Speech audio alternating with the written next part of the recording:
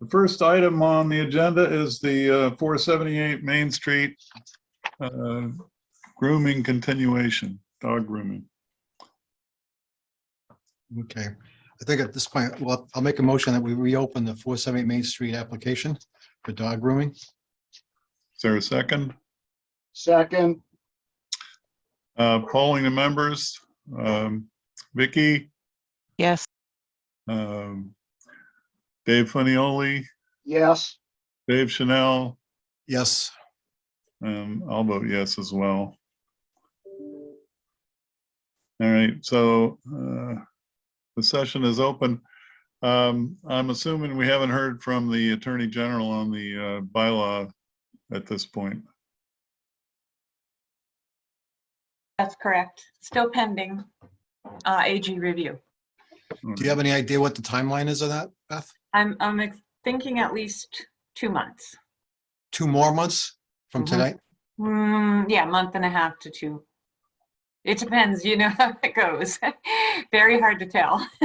Now, typically we get these back in a month or two. Mhm. The one that we need is holding out for a long time.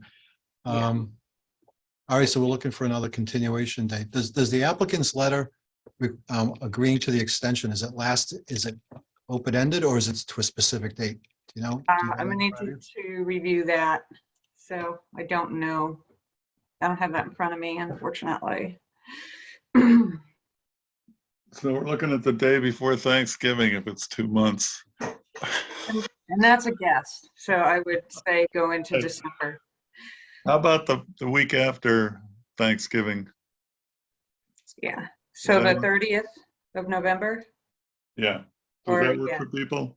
Is the applicant here? She is not. She is not. So we don't know if she's agreed to the continuation or not. Yeah, I would assume she is, but I haven't talked to her. So it's kind of something that the board was carrying forward. We were floating it, but yeah, based on the AG's. Can you follow up with her tomorrow and ask her if she would agree to that continuation date, please? Sure. November 30th. Okay. Okay. I'll make a motion that we continue the application to November 30th at 5:30. Is there a second? Second, Okay, polling the members, Vicky, Yes. Dave Funioli, yes. Dave Chanel, Yes. and I'll vote yes as well. Motion carries.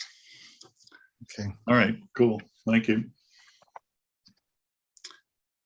So the next item is, let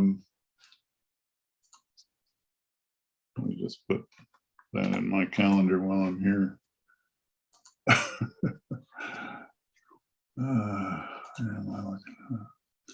So it's the 227 Mason Road. Bill, that doesn't start till 5:45. Oh, So we can hit on some of the beginning stuff like the minutes of last meeting and so is that under work session? I don't have the agenda. so agenda, it's 1.2 is notice of zoning board of appeals vacancies, review volunteer response forms. Did we get any of it, Beth? Negative. Okay, so that was a quick review. Yeah. Can I, the last time I put a post in Facebook and we got a few applicants that way. Oh, Is that acceptable? You go. Yeah. absolutely. Thank you, Yeah. Vicki. Whatever works. Thanks. Wonderful. Vicky. Then 1.3, Bill, is chairman's additions and deletions. I don't know of any additions and deletions for tonight. Okay. 1.4, approval of zoning board appeals meeting minutes for July 20th, 2022.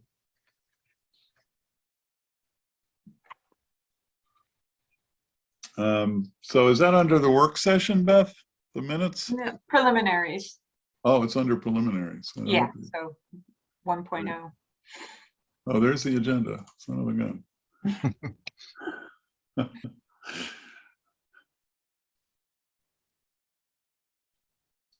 Dave Chanel, did you review these? I did, This- yes. Okay, and your changes have been incorporated. Beth? I didn't get any changes from you on this one, I don't believe. Oh, there you go then. If to you have go. any now, I'll do them. No.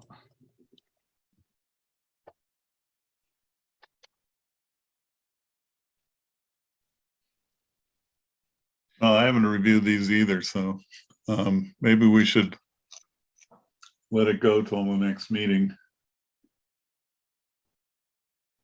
No, Beth, I did review this because this is where you had Gustafson's names misspelled. And I remember I changed those. That was one of the items that we changed. Yeah, okay. Yeah, I have reviewed these Okay, yeah, and my changes have been incorporated because I'm Yep. looking at them now. that's right. It's been so long. This was a while ago, a couple months. Yeah, Yeah, it's been yeah. a while. All right. Is there a motion? I'll make a motion that we approve the minutes of July 20th, 2022. second, Okay, polling the members, Vicky Janicki, Yes. Dave Funnioli, yes, Dave Chanel, Yes. and I'll vote yes. Okay, motion carries. Okay. All right. Okay.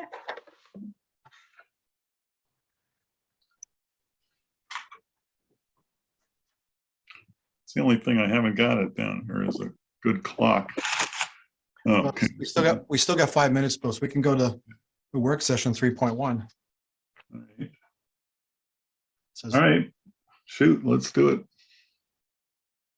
I think Beth, you're up on that one. Yeah, I honestly don't have too much there. I did check with a few towns surrounding us, and we're fairly comparable. So I, if anything, we're a little higher. Some of the other towns have offer a lower rate to residents versus non-residents. That's one difference. Other towns charge for things like postage where we don't. So we're pretty comparable, you know, to the towns around us. If anything, we're a little higher. So I don't know if you want to make an adjustment because of publication costs. That's the applicant's, applicant. Oh, I see. Our fee plus the publication cost. Yeah, yeah. Okay. Other towns are still, you know, lower, like 160. And then like Groton is 160 for a special permit, for a ZBA special permit, plus the applicant pays the publication fees.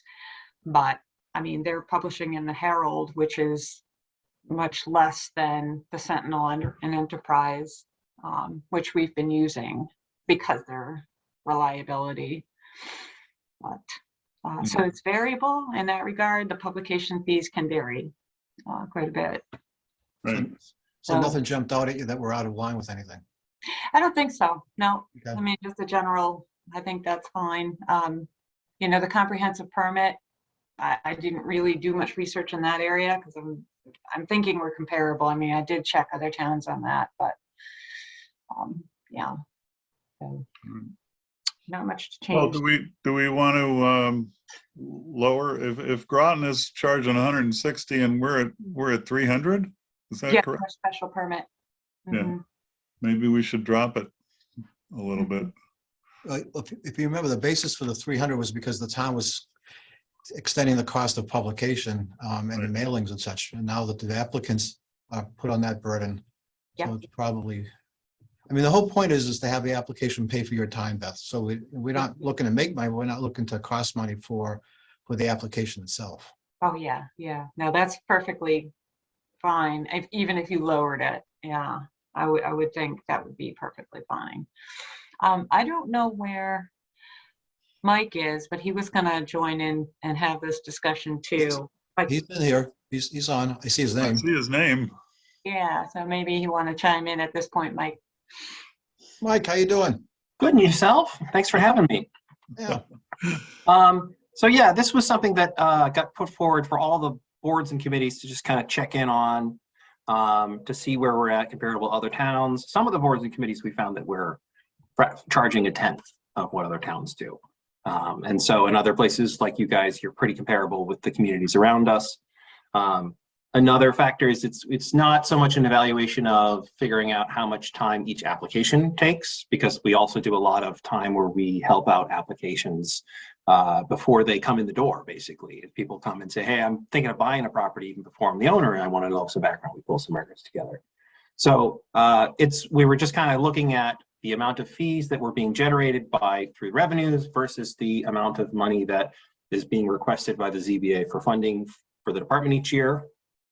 And just like taking an earnest look at it and saying, yeah, this is good. If our fees are low, but we like that, we can leave them there, but we just have to acknowledge that the difference is paid by taxes.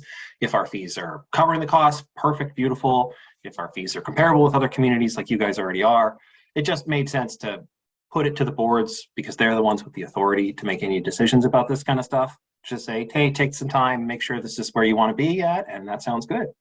So, Mike, based on your evaluation of our budget versus money that we bring in for application fees, are we pretty much static on this, or are we losing money, or we make? I don't have the number in front of me, but I do believe that the budget request for ZBA is not equal to the amount of money we bring in.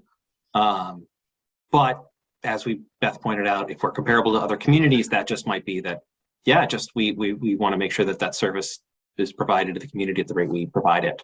Yeah, part of our budget is Beth's salary, and I don't think the application fee should compensate for her salary. It's just for the out-of-pocket costs.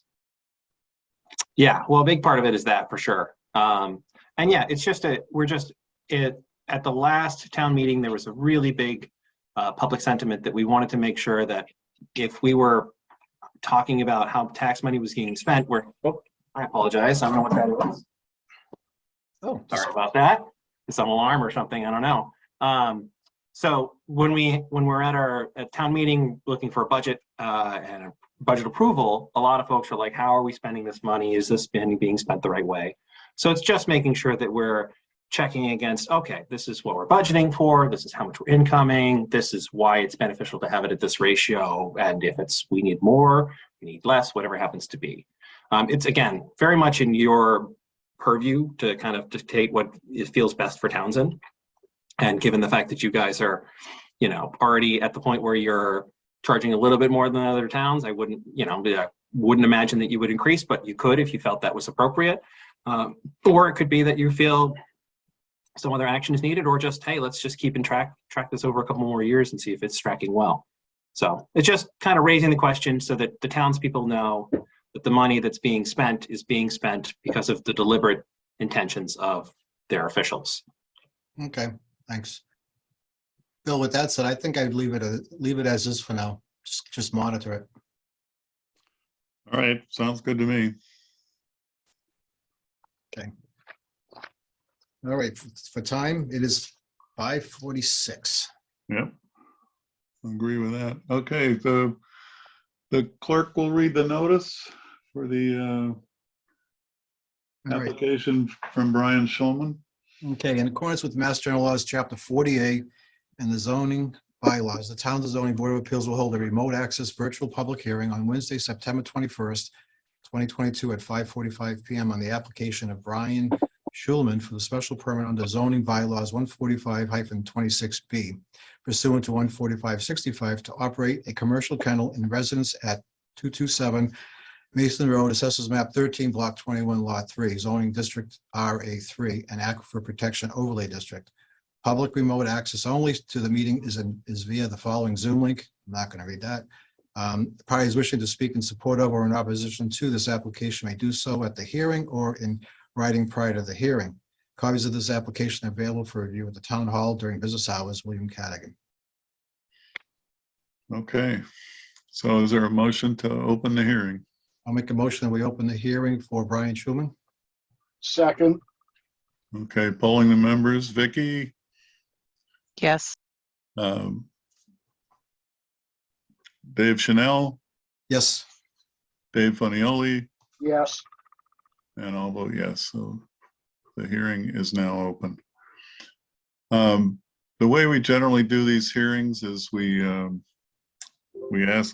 go through the mandatory referrals as a first item, because part of our town process for special permits is referring the application to other boards in town to get their comments. So we go through the mandatory referrals, and then we ask the applicant to make a presentation, and then we start discussing it with the board and whoever else wants to make some comments. Do you want me to read the referrals? Sure, that'd be good. Okay.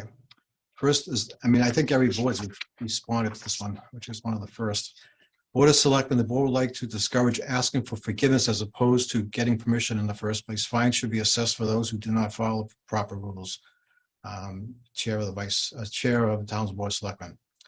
Police department, please find attached call for service to this address. It should be noted that officers were called to the address on 8/6/22 by a citizen expressing concern for a dog being housed at that location. Upon arrival and subsequent investigation, it was determined that the location was being utilized as a kennel in violation of the town bylaws 28-4, which requires written approval by the animal control officer and a special permit issued by the zoning board of appeals. The condition which the aforementioned canine was exposed to resulted in criminal charges being brought, sought for the cruelty to animals. A complaint alleging the operation of an unlicensed kennel was also filed with the court. These reports are not available at this time due to them being the subject of active litigation. And that was from the chief of police. Conservation Commission.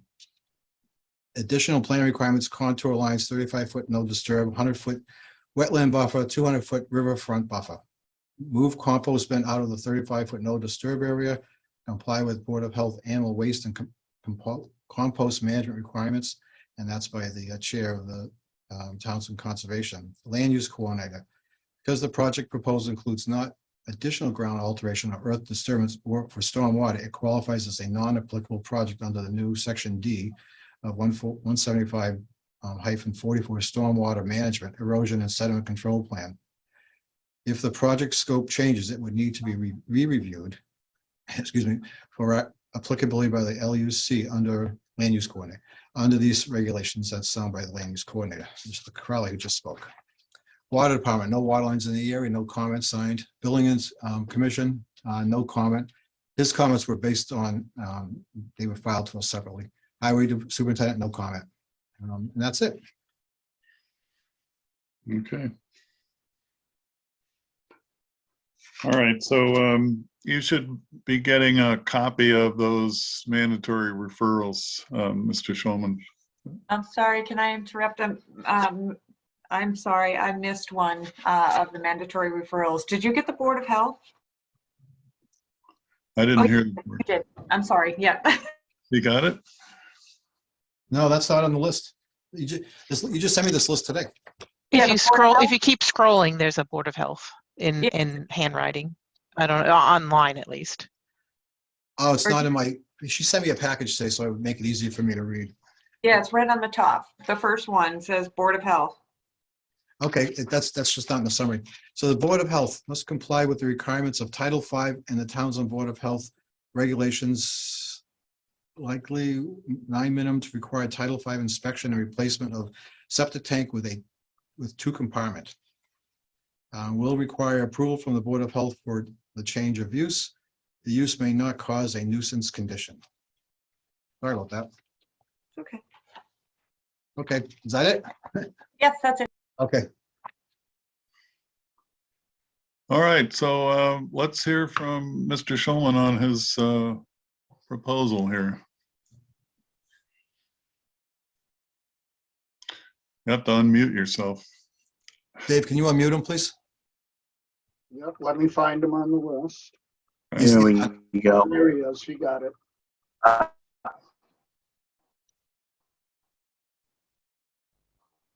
Can everybody hear me? Yes,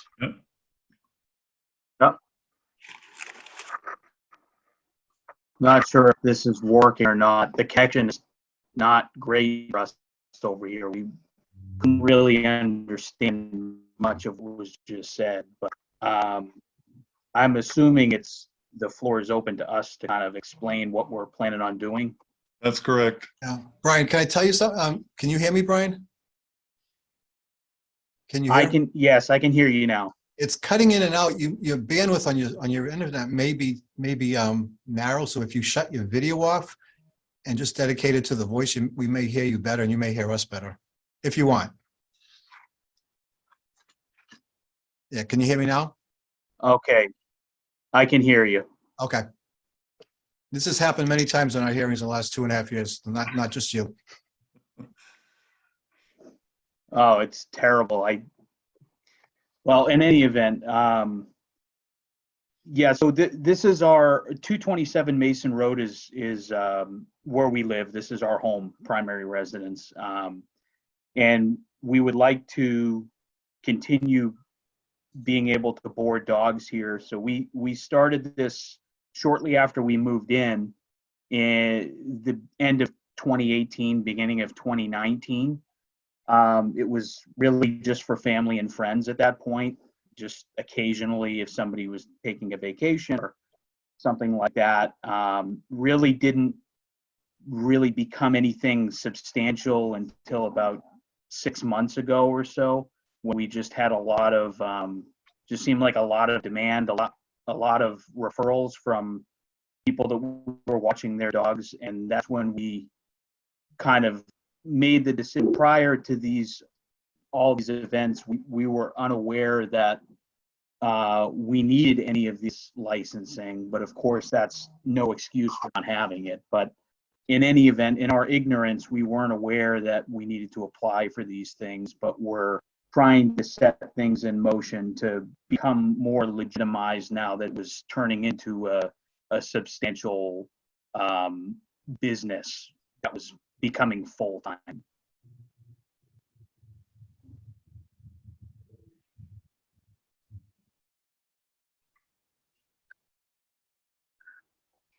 right. Since then, we have, You cut out for about 30, 40 seconds. oh, sorry about that. So since then, we have tried to, once we became aware of this permitting issue, when the building inspector and the animal control officer came and issued the cease and desist, the following day, the building inspector gave us the formal letter that gave us the instructions to apply for this special permit and go through the proper channels. And it looks like this is kind of the first stop to doing that. I think we put together a floor plan that contained as much of the information that we could put into it. I'm also a general contractor, so I put together the drawings myself based on some of the verbiage and the guidelines as to the proper plans that needed to be submitted in order to go through this.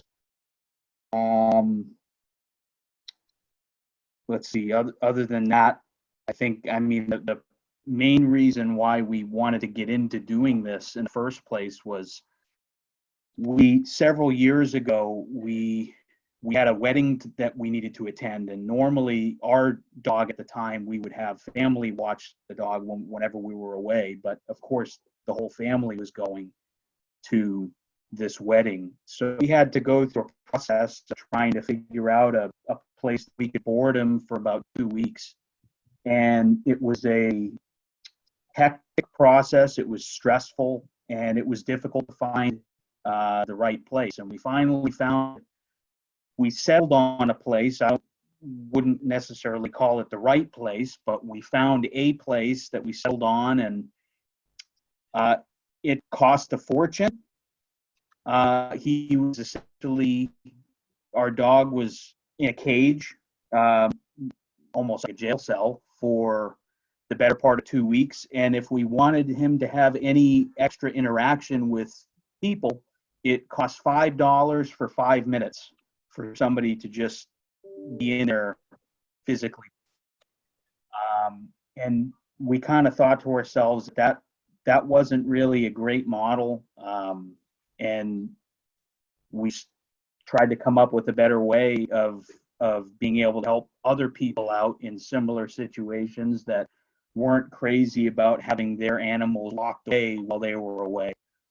And when we found this home, where we live used to be a daycare, a children's daycare, to my knowledge back in probably the mid 80s. And we looked at the space and figured it was a great opportunity to be able to watch dogs safely in a bigger, floor plan house that's almost 7,000 square feet, and not have to lock them away like so many traditional boarding facilities do. So that's kind of where we had the idea, and since then that's kind of been the model that we've followed, is watching friends and families' dogs, our own dogs, and later on clients that would come through. It's like a pack mentality, so we don't lock any dogs away like most places do unless the owners ask us to. Some of them that are trained to go and crate either at night or during the day. But if we're not asked to, we don't do that. They all stay together with us, either myself or my fiance Christine. And that's kind of the model that we have. It's more of a home-based situation than what would be considered I guess the stereotypical commercial kennel setting. That being said, Christine, my fiance, was kind of the initial pusher of this. She's a veterinary technician at Tufts in Groton, the animal hospital, Groton, or Grafton, sorry. She's been working and volunteering with animals for most of her adult life. So she's been with me basically every step of the way, helping out, but she also does work full time, and she still works per diem at the animal hospital there as well.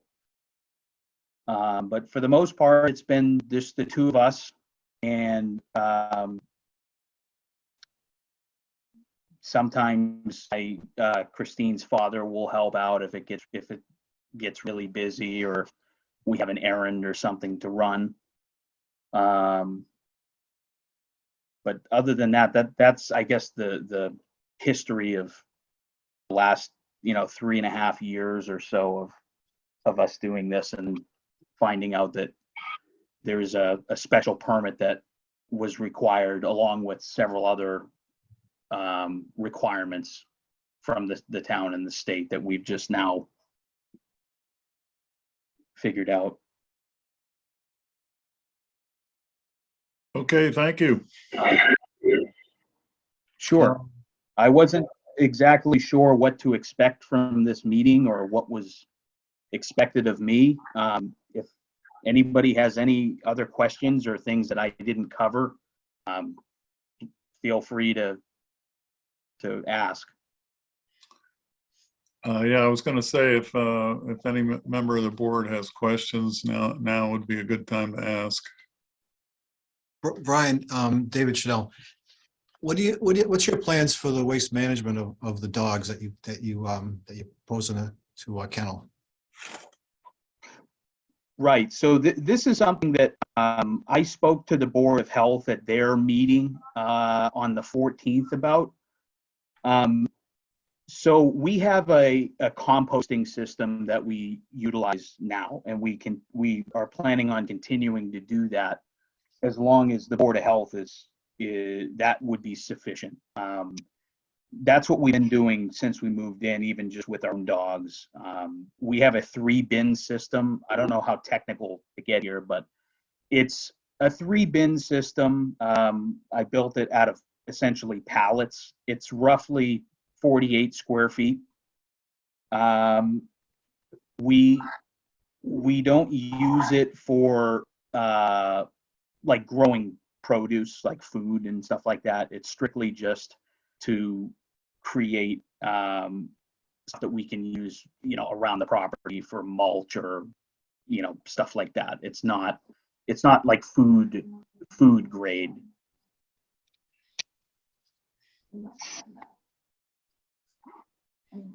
That's it? Okay, I had a, Yeah, that was, go ahead, Brian. oh, sorry. I was just gonna say that that was also based on an article that we pulled off of the health department website. There was a link on there for composting dog waste.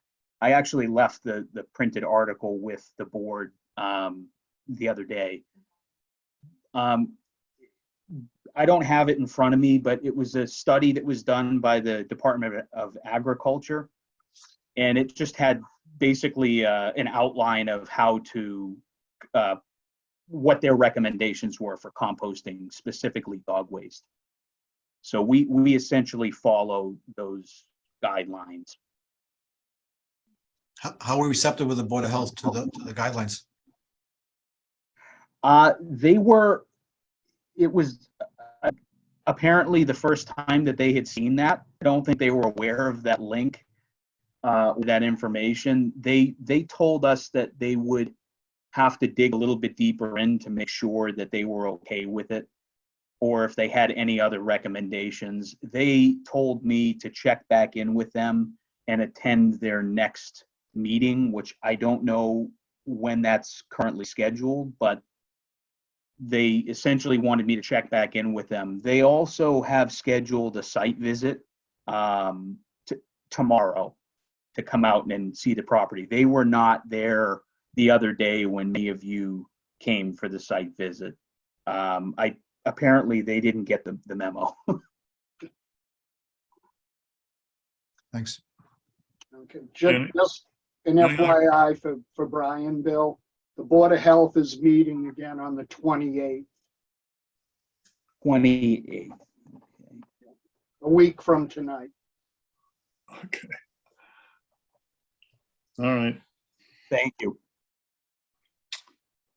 Mr. Chair, I had a question for him, if you don't mind. No, I don't mind. Go for it. In reference to the Conservation Commission's mandatory referral about being 35 feet away from the no disturb area, where that's for the composting. Where is that located now? Is it closer than that, further away? Is there anything that's going to have to be done to remedy that if it's not correct? So I don't know if anybody has access to the plans that were submitted right now, but the scale, the way that the drawing was scaled, it didn't quite have enough room to display the compost, but essentially it's roughly 25 feet behind where our duck and chicken coop is now, which is it's well over 100 feet away from the house. Okay. I don't have the specific. I thought there was a I don't have pond the back there too, specific though. dimensions. Okay, well, that is something that the Conservation Commission's going to want to discuss with you if they haven't already. If it is closer than 35 feet to the basically the property line, then they're going to ask you to move that if it's necessary. Okay. I believe I had 2 members of the Conservation Commission come out to do a site visit alone. Just the 2 of them came out. Yeah. And they didn't, we did talk about the compost and they saw it. They said the Board of Health would be more of a concern there than, they didn't seem like they were concerned about it, but I will follow up with them and find out for sure if they're not in this meeting. Good idea. All right. Well, should we get some comments from the people in attendance at the hearing?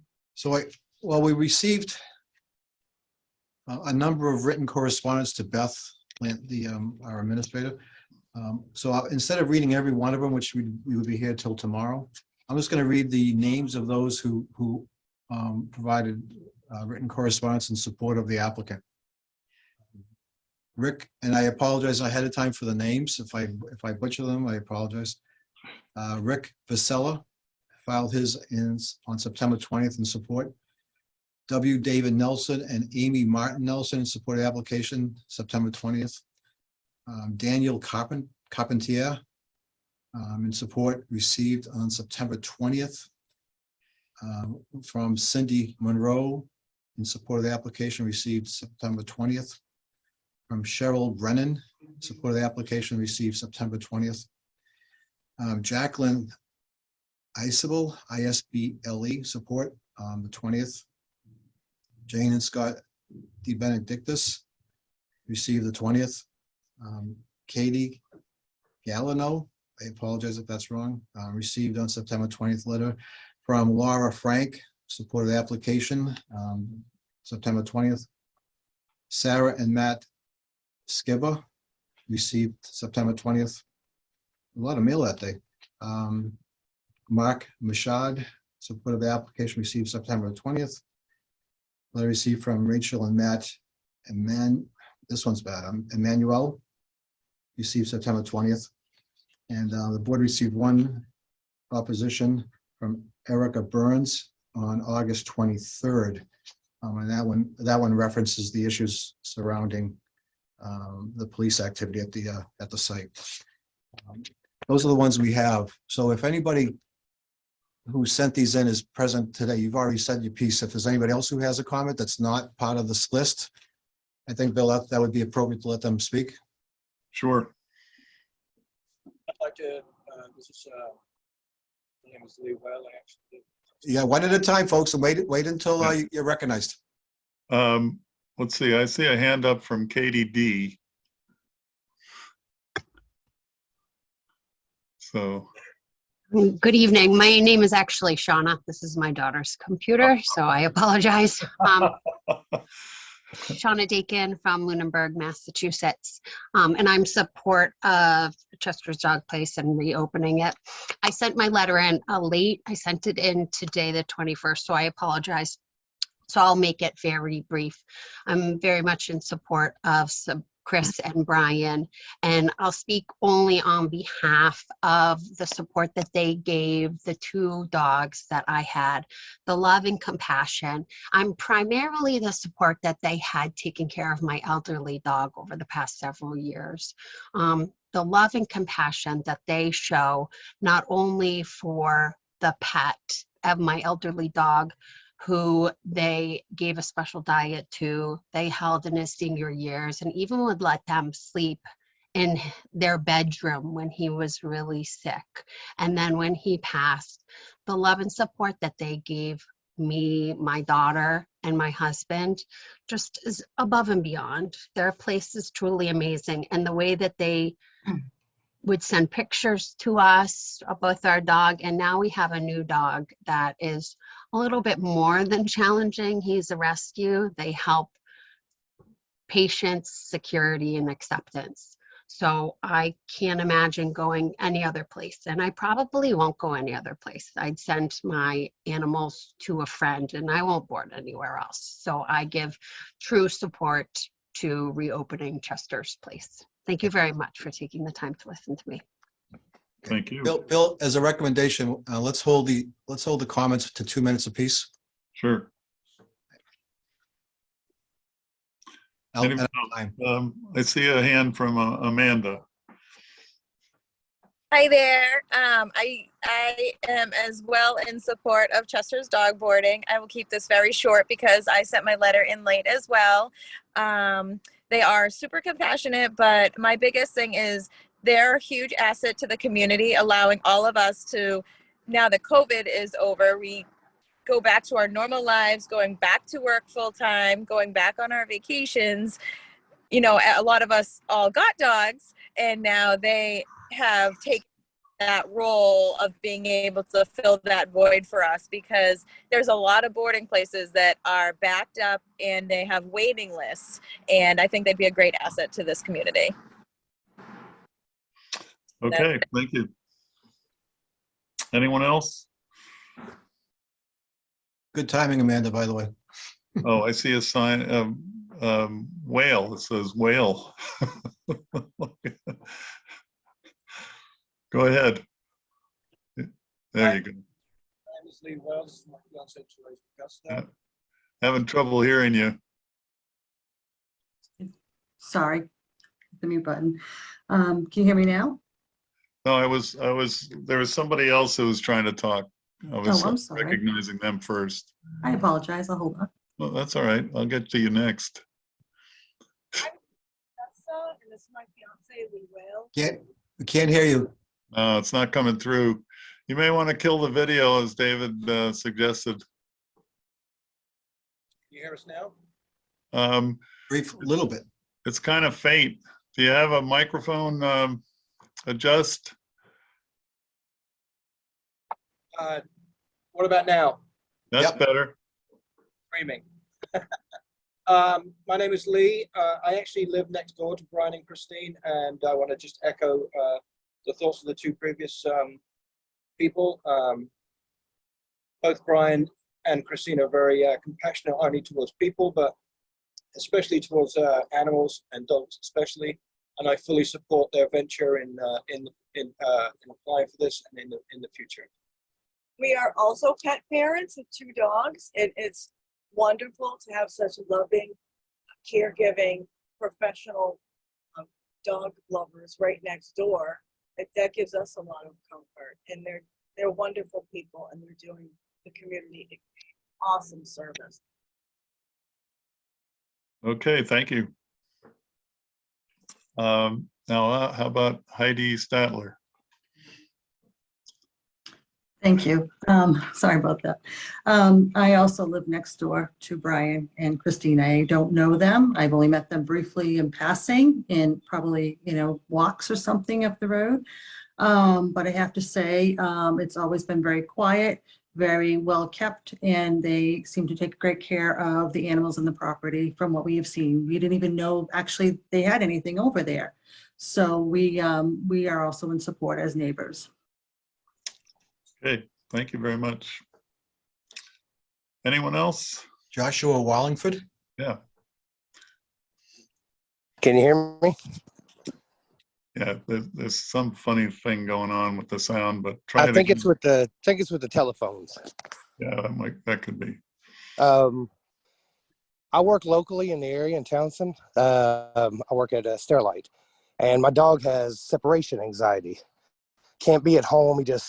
He whines and cries, and we found them, and every day since this place is closed, he just sits there and lays there, and he's depressed until we get home, but he doesn't have that activity. And we've tried taking him to other places, and you can't get him in. And Christina and Chris are just amazing people, and they've really changed the quality of life for my dog. Okay, thank you. All right, so let's see. Anybody else? Anyone else? Got a lot of people that have nobody's spoken. Well, some of them have wrote letters, so, Yeah. all right. Okay, so the next step would be to go through the special permit criteria, I believe.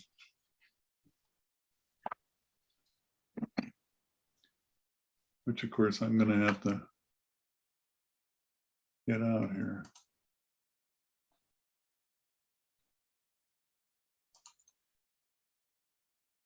Yeah, here it is.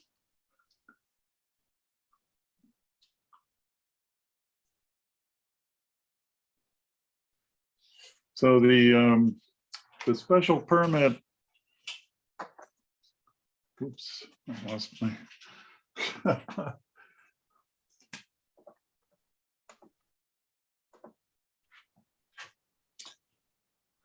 monitor power went down.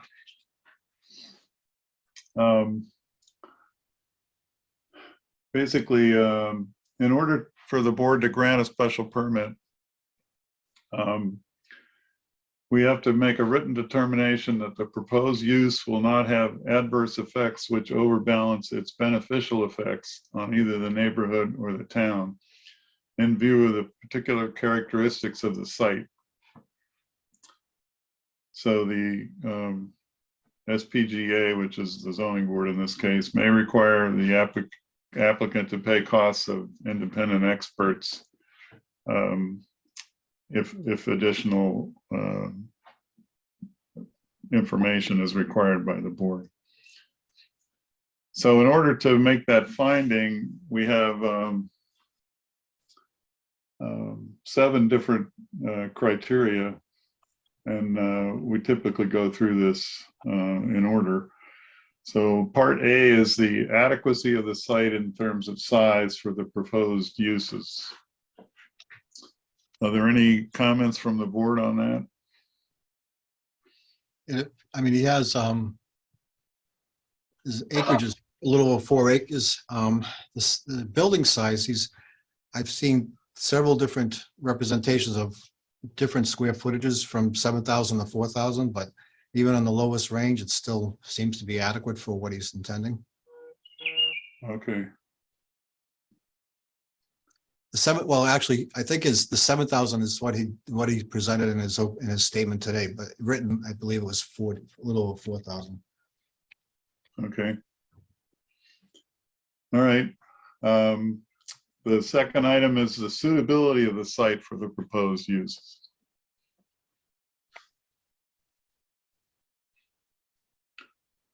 And I think, you know, in terms of the size of the site, and it's a residential use, primarily residential use. The only issue I would have is the fact that it's in the 200-foot buffer zone from the brook across the street. That was my thoughts too.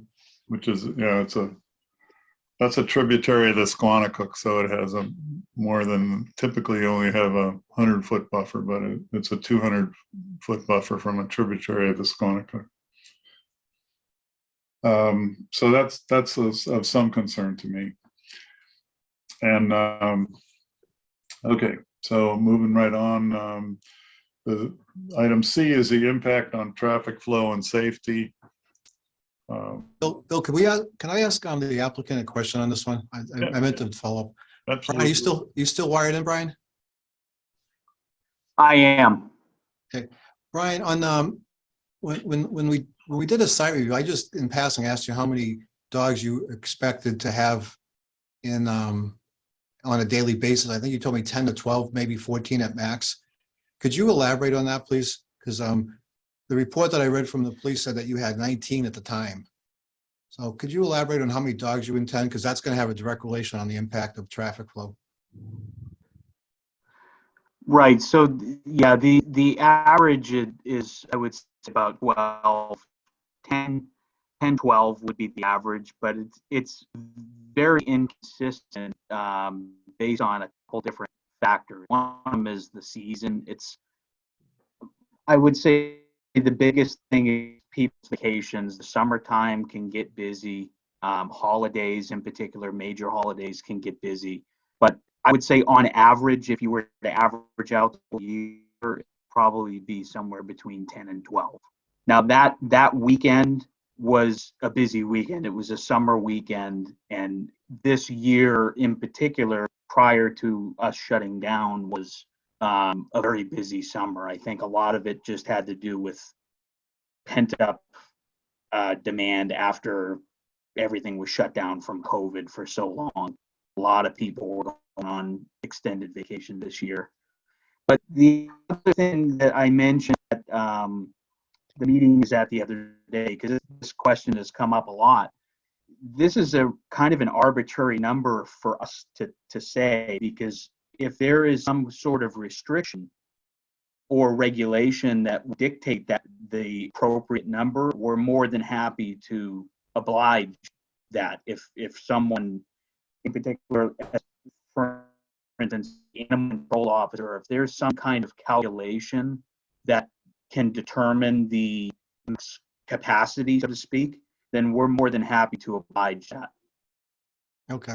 One of the things about a special permit, the zoning board of appeals by statute and case law has the ability to restrict and condition any permit that's issued by time of, time and place, numbers, all these things, all those things can be conditioned. So before we get any further, I just want to ask that question because it just seemed a little conflicting as from 10 to 12 versus 19, but okay, you answered the question. Thank you. Okay, so the next You're issue welcome. would be, the next issue would be impact on neighborhood visual character, including views and vistas. I don't see a huge impact. I don't either. It's off the I road. don't either. I've lived in town my entire life, driven on that road millions of times, and I didn't even know there was a house there, never mind that, anything they'd be doing there would be visible from the road. So I'd say it's well suited for maintaining visual character and not a disruptive visual thing. I don't have any problems with it. Next item is I haven't adequacy. driven by it. I haven't driven by it a million times, David, maybe a couple hundred. Well, that's because I'm a lot older than you, young. Okay, the fifth item is adequacy of method of sewage disposal, source of water and drainage. Yeah, I think on that one, Bill, we've been kind of dancing on the head of the pin around that one because,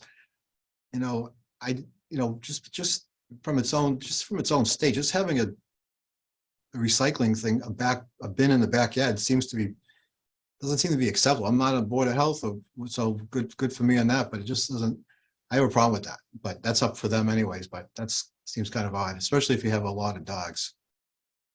Yeah. Okay. The next one is adequacy of utilities and other public services. So it sounds like the air conditioning needs some improvement. Yeah, I was going to mention that when we did our site review, you had us, it looked like probably a 75 or an 8500 BTU floor unit that exhausts the condensation and the heat out the window, but the window was wide open. Didn't seem like that was sufficient to cool a room that size, or two rooms that size actually. I think that's dangerous for the dogs. I think that's what prompted the visits in July, or whenever it was, July or August. So what, Brian, what do you intend to do about the air conditioning at your facility? So we have a company coming out to actually replace both of our systems the beginning of October. We had this scheduled for quite some time, but it was very difficult to get somebody that was responsive for servicing. And it come to find out that it made more sense to replace the system rather than to do any kind of repairs on our existing systems. Well, before you had that window unit put in, what was your system that was broken in June and July? So this house, because of the irregular footprint, we have several different systems. We have mini splits that offer AC on in the main part of the house, the kitchen side, living room side, and in the large room that used to be the daycare was a furnace forced air system. And then on the opposite side of the house was a separate furnace forced air system. So they were just multiple systems servicing different areas of the house. The furnace on the far side was the one that the blower, we had there was a blower motor that stopped working, so it wasn't blowing the air out of the system. And which we were told by. Okay. Go ahead. The two older systems that are down, not the mini split that provides the air for your main house, but the two older ones that were down. that covered the dog area. What are you putting in its place? We're just replacing the systems altogether. We're putting new oil furnaces in with AC coils, It's going to be, is it two going to be separate units. 2 separate units? Yes. All the existing ductwork will remain. It's just the systems themselves, the units themselves will be replaced. Okay. Okay, other than that, for the other utilities involved, it appears you've got adequate electricity supply to the house. What do you have for water there, Brian? Is it town water, well? We have a well and obviously a septic system as well. They're functioning okay? Yes. Have you met with the Board of Health at any time on this application? Yes, I met with them. We had a meeting on 9/14 that I attended and Yep. spoke to the board. I also spoke to Carla on the phone several times while I was figuring out when the meeting was and what the procedure would be to speak to them about this. The one thing that they mentioned, and I believe you may have already said this, but it was coming in a little broken. My connection wasn't great in the beginning of this meeting. In regards to the septic, which I'm still unclear on, but I think I will be talking to them tomorrow about that. And when we moved in, we obviously had to get Title V done for the house. And as far as, to the best of my knowledge, everything was current and it passed. But it sounds like there may be some new requirements or something may have changed that we may have to do. But again, I'm not fully clear as to what that requirement is and or why that requirement is there.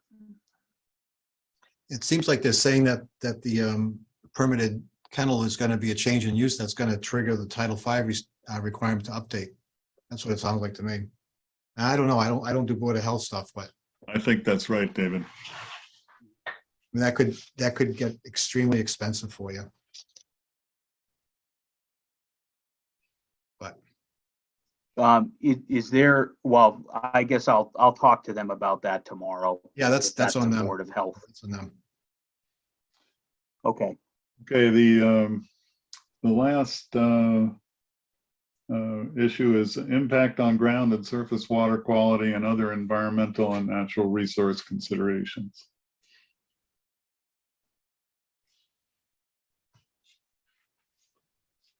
So I guess with regard to that, we've already talked about the fact that they're in the buffer zone from the Squanicook tributary. So you're probably going to want to file with the CONSCOM at least a RDA recommended request for determination of applicability, and then they'll be able to, look things over and do whatever they do. All right. Bill, just a question, just a more of an administrative question, Bill. We every board member has expressed some concerns about some aspects of the 7 points that we have to find positive.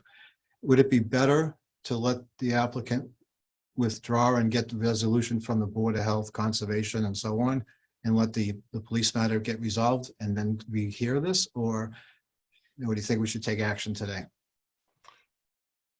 I had a similar concern, Bill. Yeah.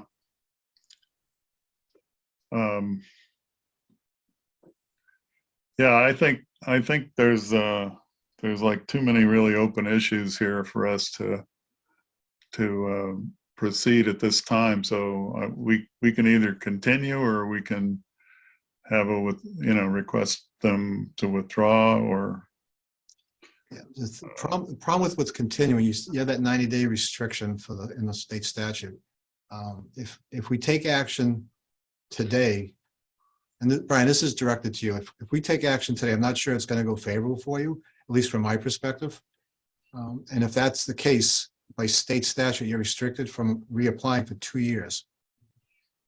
If you withdraw, Without you prejudice. or you agree with a continuation in writing, then the 90 days doesn't apply. So if you withdraw or agree to a continuation, then we can get the loose ends tied up, and then we could come back here. It's up to you, but we can't do. I'm trying to give you a decision on this and how you want to play it out. But if we decide today, it may not be in your favor.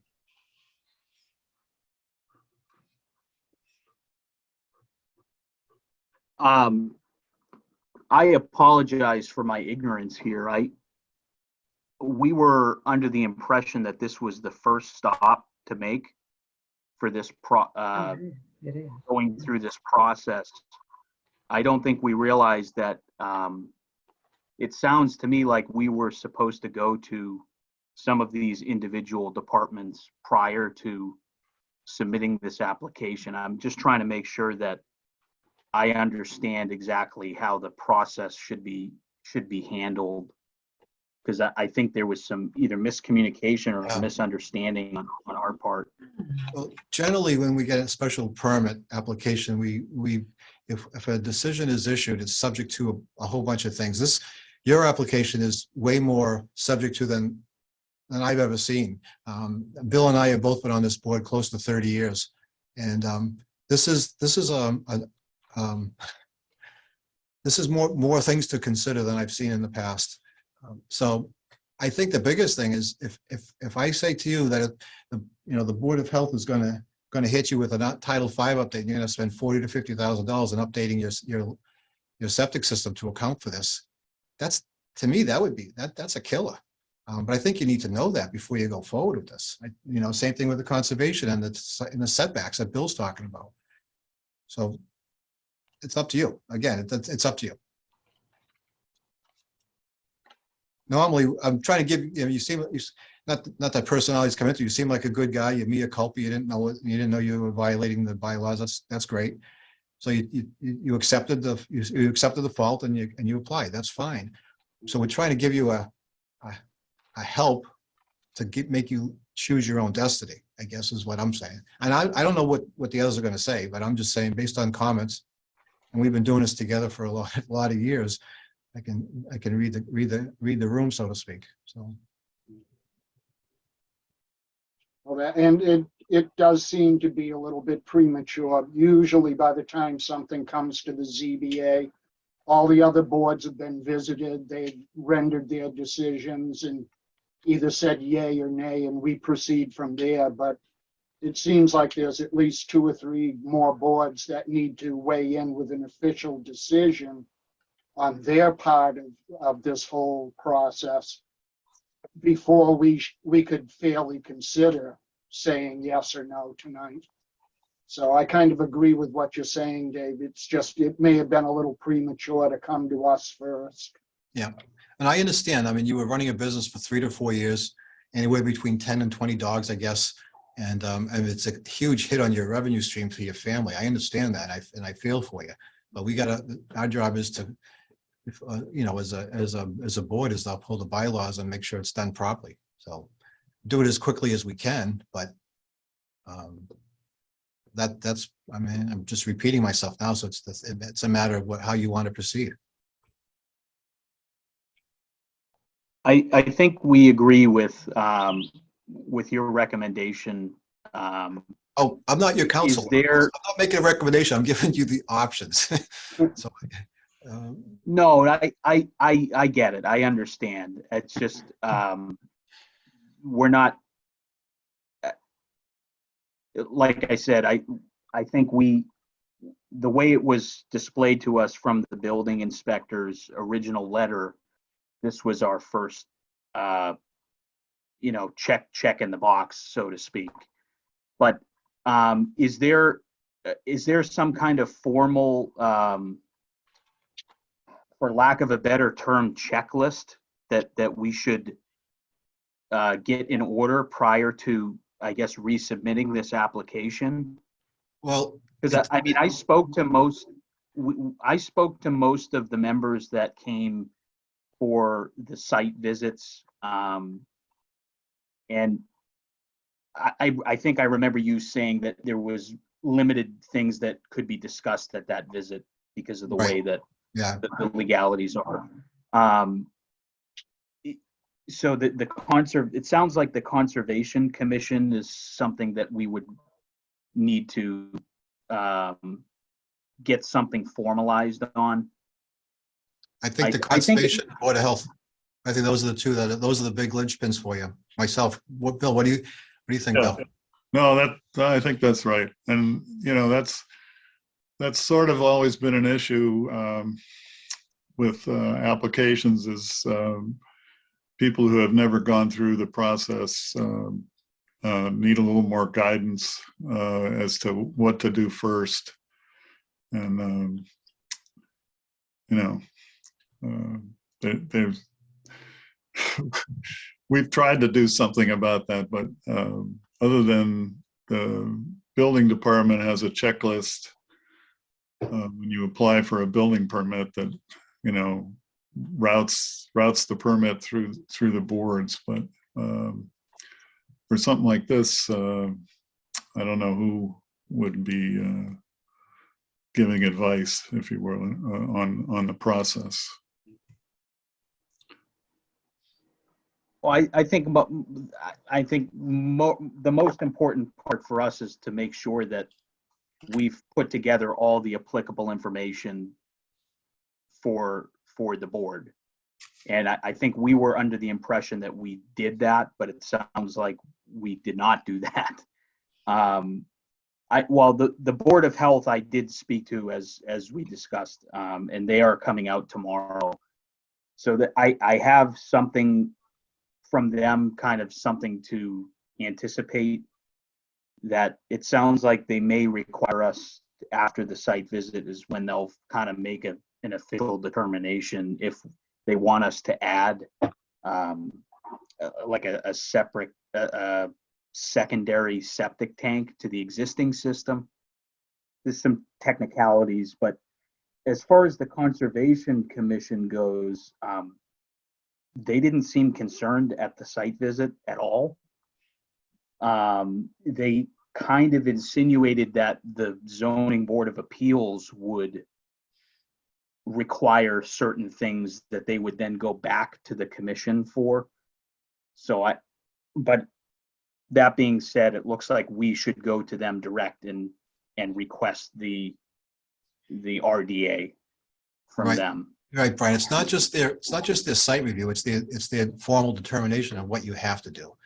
Site review, that's just people getting together and looking things over, then they talk about it. I mean, just like we had a meeting last week, we didn't talk about it, we had a meeting and looked at it, and you wouldn't have gotten any indication that we had issues with it. So, I mean, the Board of Health and the Conservation, I think, are the two things you got to do it. So the lasting question then, do you want to withdraw your application so we don't take action on it, or do you want to continue it? And that's got, either one's got to be in writing. You got to talk to Beth about getting that in writing. Or we can take it, or we can vote on, right? At this point, we're ready to make a motion of whatever that motion's going to be. So that's what I'm saying. Either we're going to vote on it, or you're going to withdraw it, or you're going to agree to a continuation until you can get those other things tied down. Okay. I think we will then withdraw the application until I guess next week, or however long it takes to talk to the Conservation and figure out when the next meeting is Okay. for the Board of Health. So, I think somebody said the 28th. Brian, I'm not going to give you my suggestion, but let me just point something out to you. When you apply for, if you withdraw, then you have to go through the whole application process again. We have to you have to do all the notices, all the stuff. If you continue it, it's just a matter of a motion and continue. We just put it on the calendar. Lot more Oh, streamlined, a lot easier. Oh, then I think we'll go for is the continuance just till the next official meeting, Well, like 30 days or? well, we don't have official meetings. We have it on as the, Beth, do we have another meeting scheduled? Well, we just continued. Something Yeah, for the October 30th. 19th. Well, we have, you have an October 19th as well, Okay. already scheduled. There's a That's- public hearing. That's pretty tight. Well, to make it even worse, Brian, just FYI for you, the next Board of Health meeting is scheduled for the 28th. And Conservation Commission is also the same night, an hour later. So what day is that? Okay, Dave, what day is that? That would be the 28th of this month, a week from tonight. Chairman Cadigan, if I may, this is also going before the planning board on October 3rd for site plan review.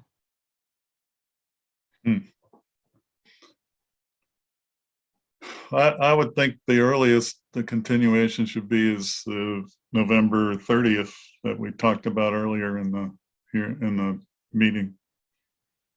Okay. Otherwise, we'll come up short for sure. Okay. All right, Brian, would you, if that would require you, Brian, to agree to that? Because that's going to put us in past the 90-day requirement on acting. Would you agree to that? I will agree to that. Okay. All right, so that's an easy one then. Where are my papers? So, Brian, you have any other comments or questions for us before I motion? Not at this time, no. I think we have an idea of what we need to do now. Yeah, you just got to button down the Board of Health and the Conservation, I think, and then the planning board's site plan, that'd be nice too. Mike Crowd, do you have a question? You don't usually come on video unless you have a question. Oh, I just raised my hand when there was a discussion on dates. I just wanted to make it Oh. known that typically for an RDA, there needs to be a certain amount of advertisement. And I don't know with the timeline, if they'd be able to have advertisement and a meeting prior to that original date in October that was mentioned. And so I was just going to mention that. Yeah, that's why Bill put it out there. But you'd already figured it all out, so I just shut up. So I'm no worries No, on my end. I always follow my chair's lead. We Just- try. All right, I'll make a motion that we continue the application of Brian Schuman for special permit to November 30th at, the other one's at 5:30, so you want to do this one at 5:45? Or Yeah, that sounds reasonable. 5:45, okay. Is there a second? Yes, if that's his motion, I'll second that. Okay, polling the members, Vicky, Yes. Dave Funioli, Yes. Dave Chanel, Yes, and Bill Cadigan, I'll vote yes as well. So the motion carries. Thank you. so is it, Beth, is that, for all those people that are here in support or in opposition, is that going to be the same call-in numbers and everything, or how's that going to work?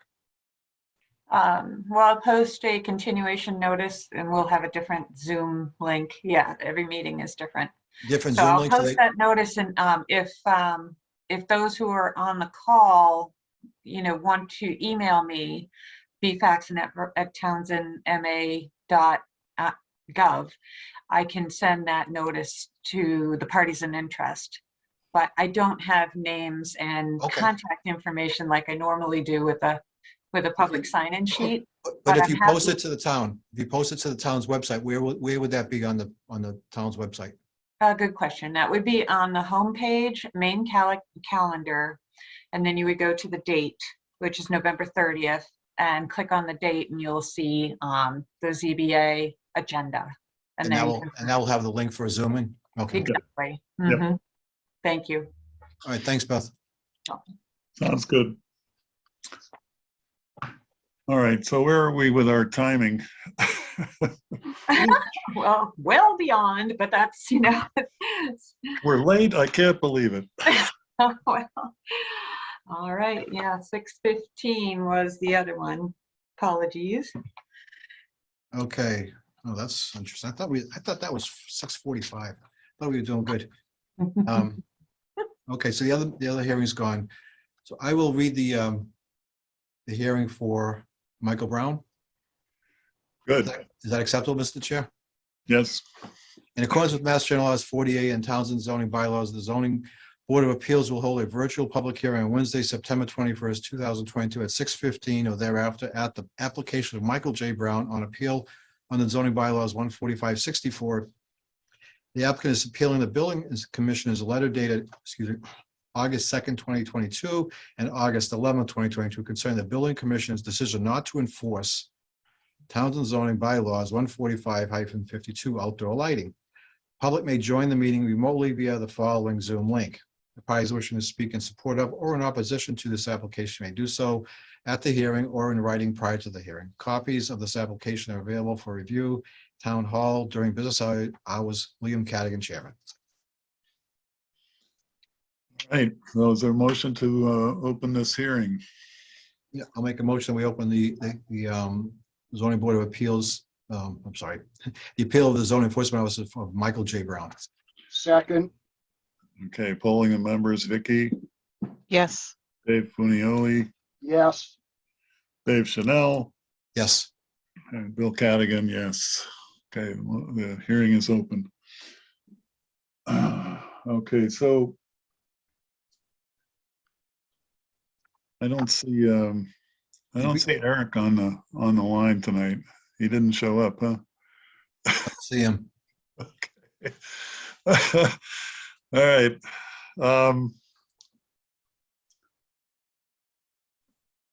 So I was reading, well, I don't know where to start on this one. Well, Bill, I can kind of open it up a little bit. So when I got this application, I didn't understand Eric's position that he couldn't enforce bylaws. So I looked at it and I actually called town council today and who I know in my practice because of other things. So he actually took my call and we went down and talked about it. And I think we both came to the same conclusion that there's no basis for not enforcing the bylaw.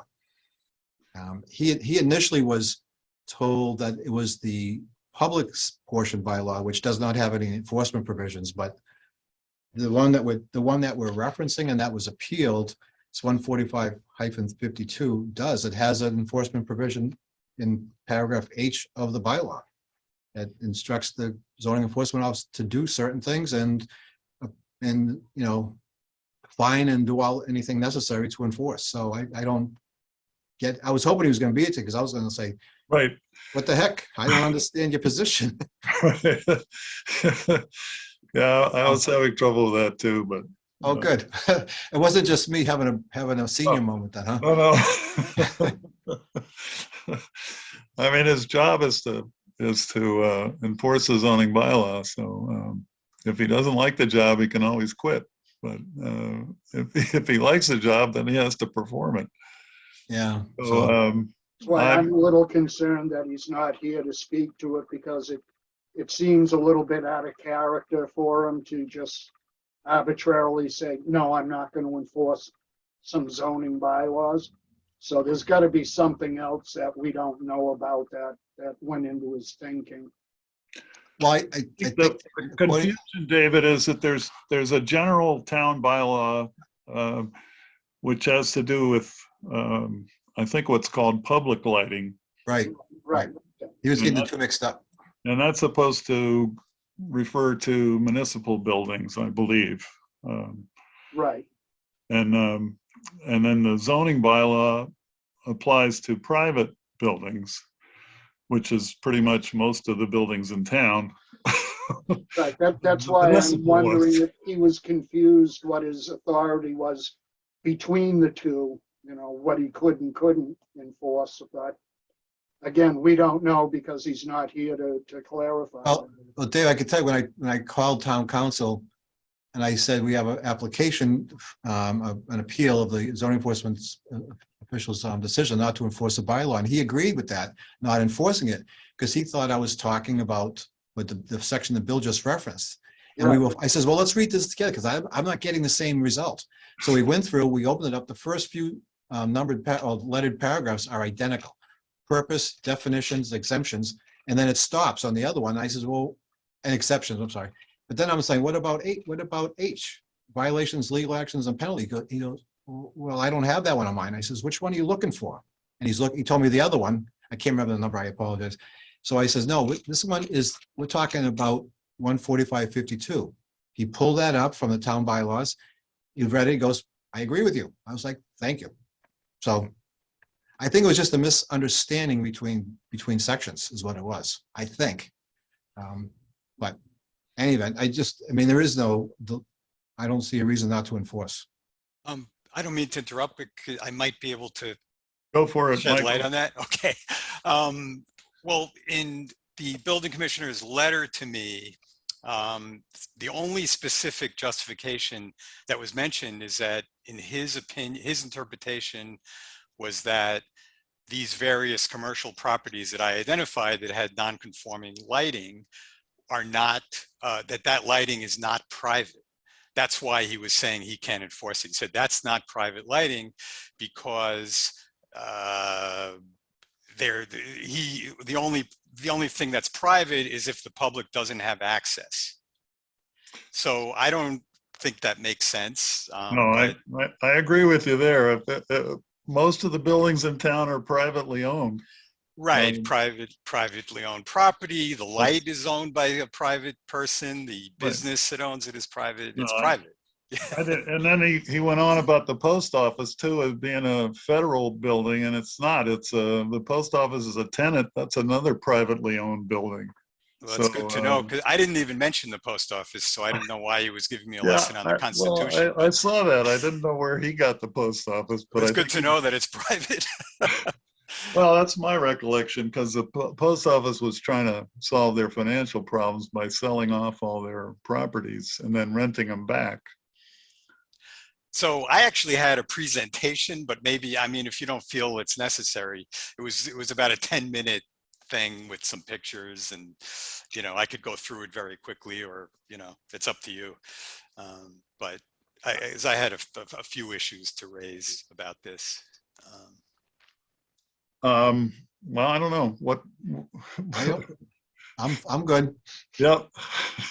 I know you've been sitting here a while, so I can make it brief. Well, Michael, I'm still in work, which is a little distance away from Townsend, so but that has nothing to do with it. If it required, I would stay, but I don't see. I see the conflict, but I don't agree with it. So, we can. Eric should be here, especially since it's an appeal of his decision. He's not. I don't know why, but we can continue this for a little bit until October and let him weigh in on it. So he's here to talk about it. But well, I think Michael, you've done a great job with this photographic log, showing the new lights at Dunkin' Donuts, and none of them are cut off fixtures. You'd think that the local electricians would say, hey, I'm not selling you that because it's not a cut off fixture, Yeah, that bothers me, that there doesn't seem to be any attention. And I suppose it's a matter of public education or, whatever. But you would think somebody who does business in the town would tell their customer, hey, you can't put a light like that in. I'm an environmental engineer, and I wouldn't have my client just tell me, I want to dump hazardous waste somewhere and not mention that that's illegal or whatever. But and Michael, you meant there was a little bit of back and forth. I think he had two letters to you, talking about the grandfather status of some of the lighting. I had an issue with that too. You had some issues with that too. I have lights in my house that are 25 years old, and I'm lucky that they still work, but they still work, and they're probably in violation of the bylaws. Don't come looking at my house, by the way. But I don't. How do you square away with that? Okay, so there's no dispute about grandfathering, but that's a light that has been in place since before the bylaw. The bylaw is 1997. Yeah.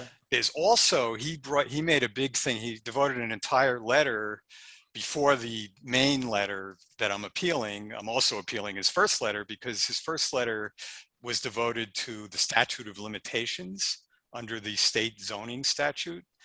And the statute of limitations says something to the effect, and I'm not an attorney, but it made sense to me after he brought it to my attention that if a violation is identified, but it's been there for 10 years, then you can't compel somebody to, alter or relocate or change a structure. I may not have the exact words right. Yeah, well, but that applies to structures. It doesn't say anything about lighting, Mike. Yeah, and not only does it not say anything about lighting, you'd have to say, well, his position was lighting is part of a structure.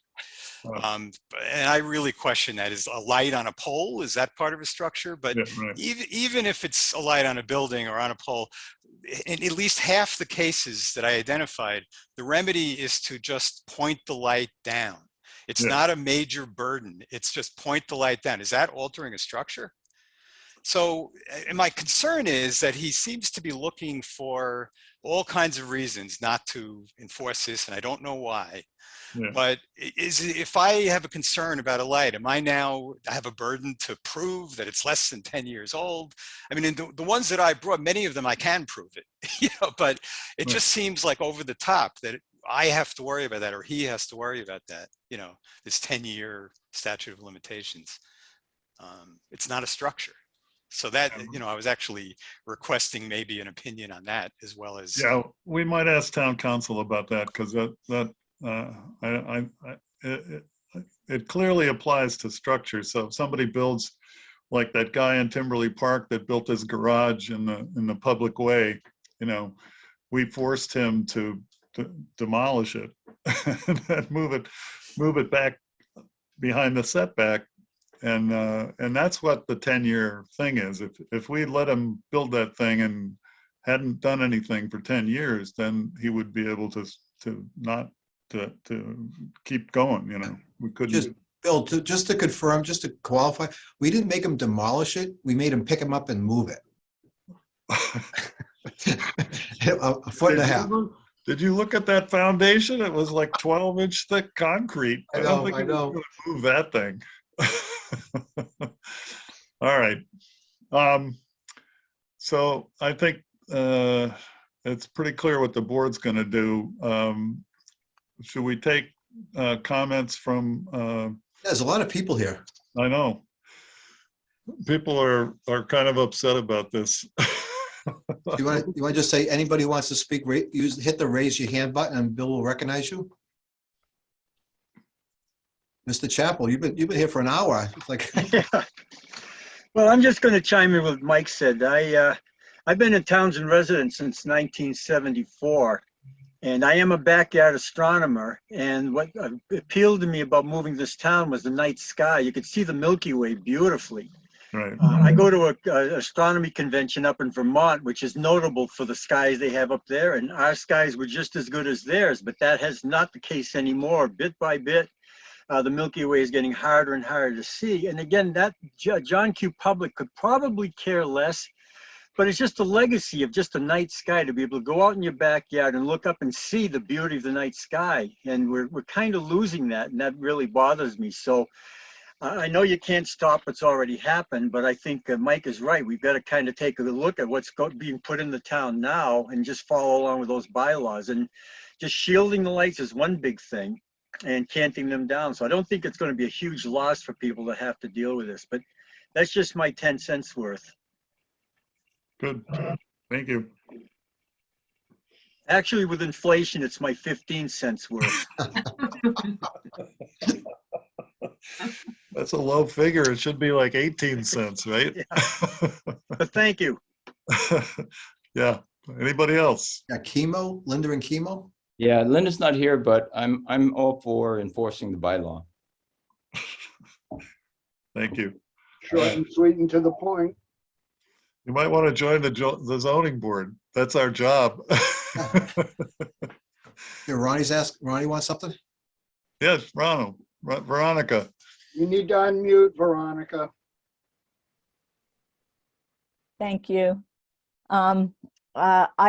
Dennis and I did write a letter that Beth has, but in lieu of reading it, just two things to note. One is that the master plan for the town was approved in April, I believe it was, late April of this year.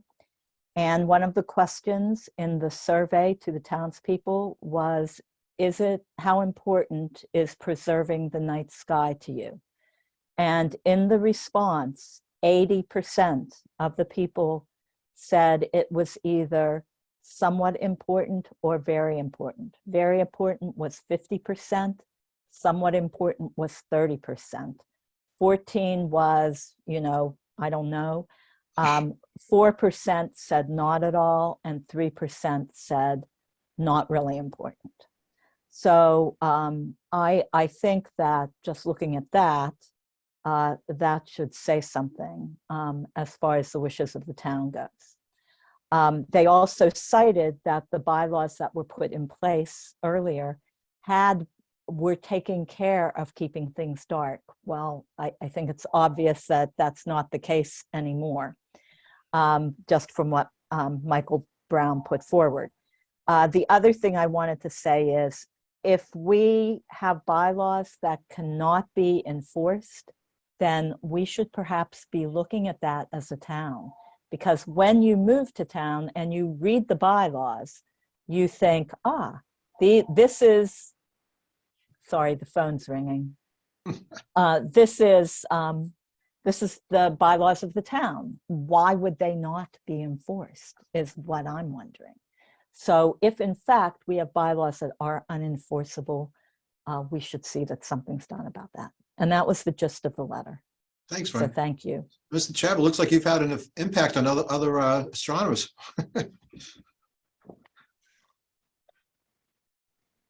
You're muted. Yeah, in the club, it's the Amateur Telescope Makers of Boston, and Mike is a member. I went past president of that group, and there are several people in the town that are members of that club. But I go back again. It's if nothing but astronomers complained about this, there would be probably an issue. But it's, I guess, even they're talking about the effects of wildlife now. That migrating birds, for instance, are having a hard time with the lights. And I know I was in Ormond Beach, Florida for a vacation not long ago, and they literally have an ordinance to shut down the lights because the sea turtles, the lights confuse the sea turtles when they're laying their eggs. So there are a lot of different effects now. They're even looking at the possibility it might even affect human health with stray light just bothering people, that are trying to get their sleep. So it's more than just the amateur astronomers. But when I gave the talk, that original meeting, I mentioned at that time we had a comet in the sky, Comet Hale-Bopp. It was a naked eye comet. It was a beautiful sight.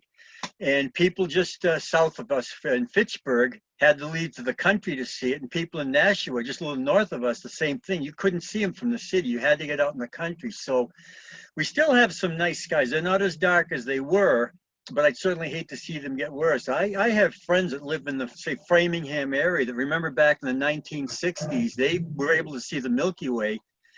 Now they can't see but just the brightest stars. They might be lucky if they can see the stars in the Big Dipper, and those are fairly bright stars. So I hope it doesn't get worse, but that was the main thing, just to stem the tide, so to speak. And I appreciate you taking the time to listen. Thank you. Okay, thanks. Anyone else? Cindy, you had your hand up.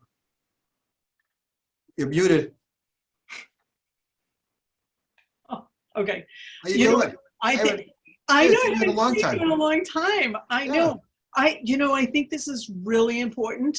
I live on Main Street in West Townsend, and it's really important to have enforcement of the lighting bylaw, because we have used it on this end of Main Street. My neighbors, the water department put lights up, and we were like, what the heck, you can read the newspaper in your living room. And so they changed the lighting.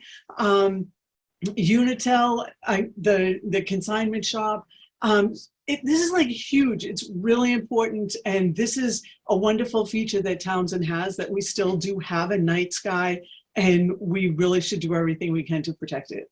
So that's my feeling. And I'm just a backyard astronomer. I'm not but yeah, so it's really important. You want to get on the zoning board of appeals? We have an opening.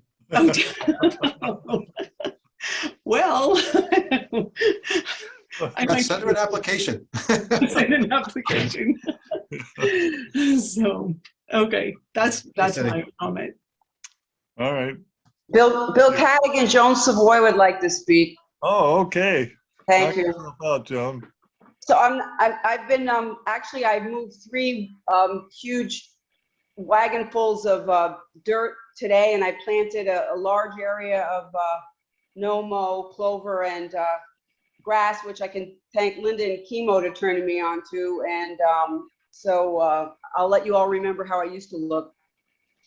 So, Mr. Brown, I want to thank you for your efforts and what the piece you wrote and bringing this issue to the fore. And it really is a question of education. For instance, I serve on the Conservation Commission and the Affordable Housing Trust, and I didn't know, I don't know, 4 or 5 years ago what Japanese knotweed was. And now I do. And so we're trying to educate people to it. So I think an awful lot of this does come down to education. It's like people using sprays to kill ticks, and they don't, in their yards, they don't understand ticks and mosquitoes. They don't understand, you know, organically the whole picture. So I would like to reach out to you some other time, and I'm going to be at the Earth Day for in the spring, and I'd like to distribute some information about night sky, and I'd like to get with you about that. Yeah, thanks. I would definitely look forward to that. Great, and maybe we can get something on the town website too. Yeah. Okay, thank you. It's okay for me to just. Yes, go ahead. I should just mention, I happen to be a member of the Energy Committee. I'm here just representing myself, but you know, we get involved in these issues. We've been involved in facilitating various energy conservation projects for the town that have been implemented, and a portion of those have been changing lighting. And what's happened is LED lighting is great because it uses very little energy, but sometimes when lights are changed, attention isn't paid to this other issue of light pollution. And you know, it's so cheap now that sometimes people, you know, you can get lights that are twice as bright and still save money. And if you don't pay attention to what direction the light is pointing, it really becomes a problem. So there's been an incredible proliferation of this in the last, I don't know, maybe 5 years. And you drive at night down east and west down Route 119 and anybody could see it. Yeah. Okay. Are we ready for a motion? Yeah. Yeah, I was just dual tasking. That's the downside of being at my work computer. Okay, what are we doing here? Special permit. Anybody else can do it. You don't have to wait for me.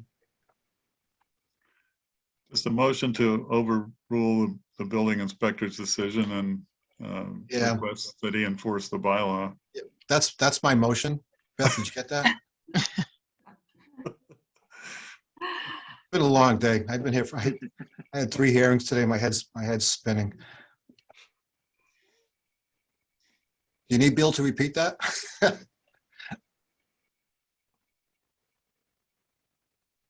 Do you want to be any more specific in terms of what, you know, the statute of limitations? I don't know. No, I would say per section 145-52. In reading section 145, section 52, that we vote to overrule the zoning enforcement officer's decision. Okay. That's what Bill said. I'll second that. Polling members, Vicky?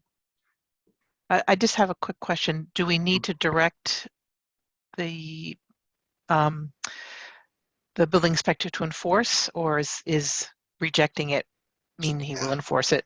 I don't know if Veronica's still here. We don't control Eric. He's on he's a contract employee with the town, and the board of selectmen are his supervisors. So we don't have any administrative supervision over him, but we just deny it. He has to do his job. Then the selectman, if he doesn't, then the selectman have to get involved. Yeah, I was just being polite, request that he enforce the zoning bylaw. Yeah. Okay. All right, so yes. Dave Funioli, Yes. Dave Chanel. Yes. And I'll vote yes. Motion carries. Okay.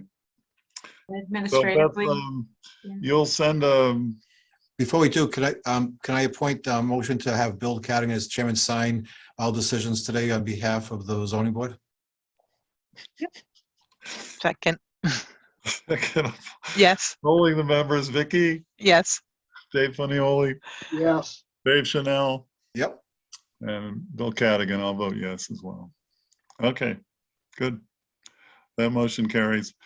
So I forget what we do. We just send the building inspector a letter to the effect that that's the decision.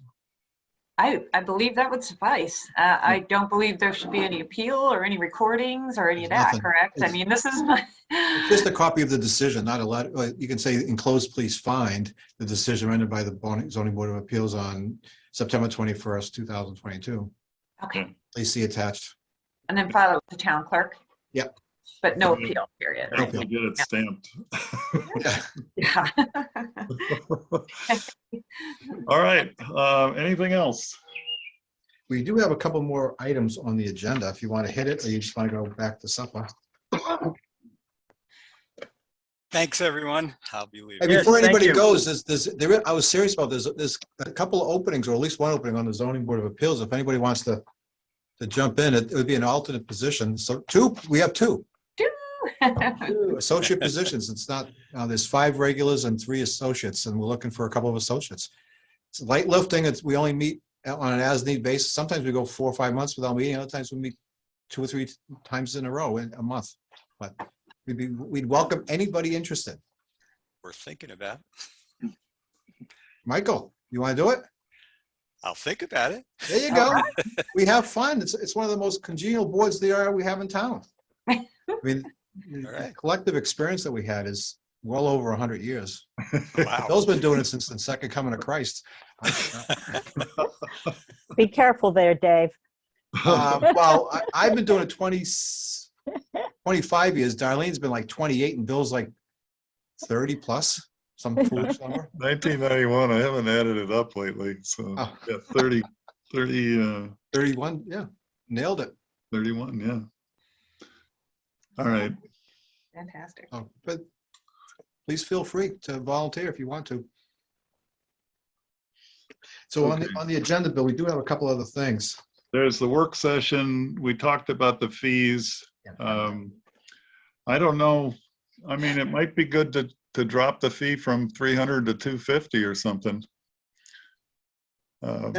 What's the average cost to run the advertisements in the newspaper for two? Well, that's separate now, Dave, because the applicant pays directly to the newspaper.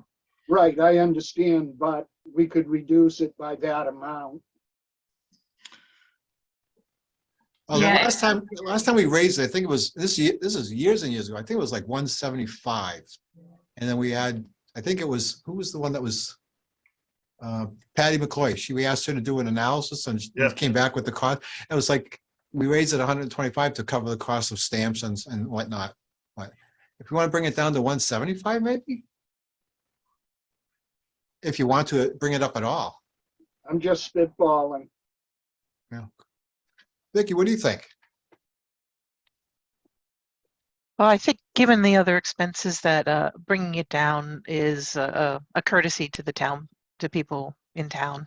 Yeah, that's what I'm thinking about. I mean, you know, if Yeah. they're paying for the advertising, do they pay for the notices to butters now too? No, we've been paying for postage. We cover that?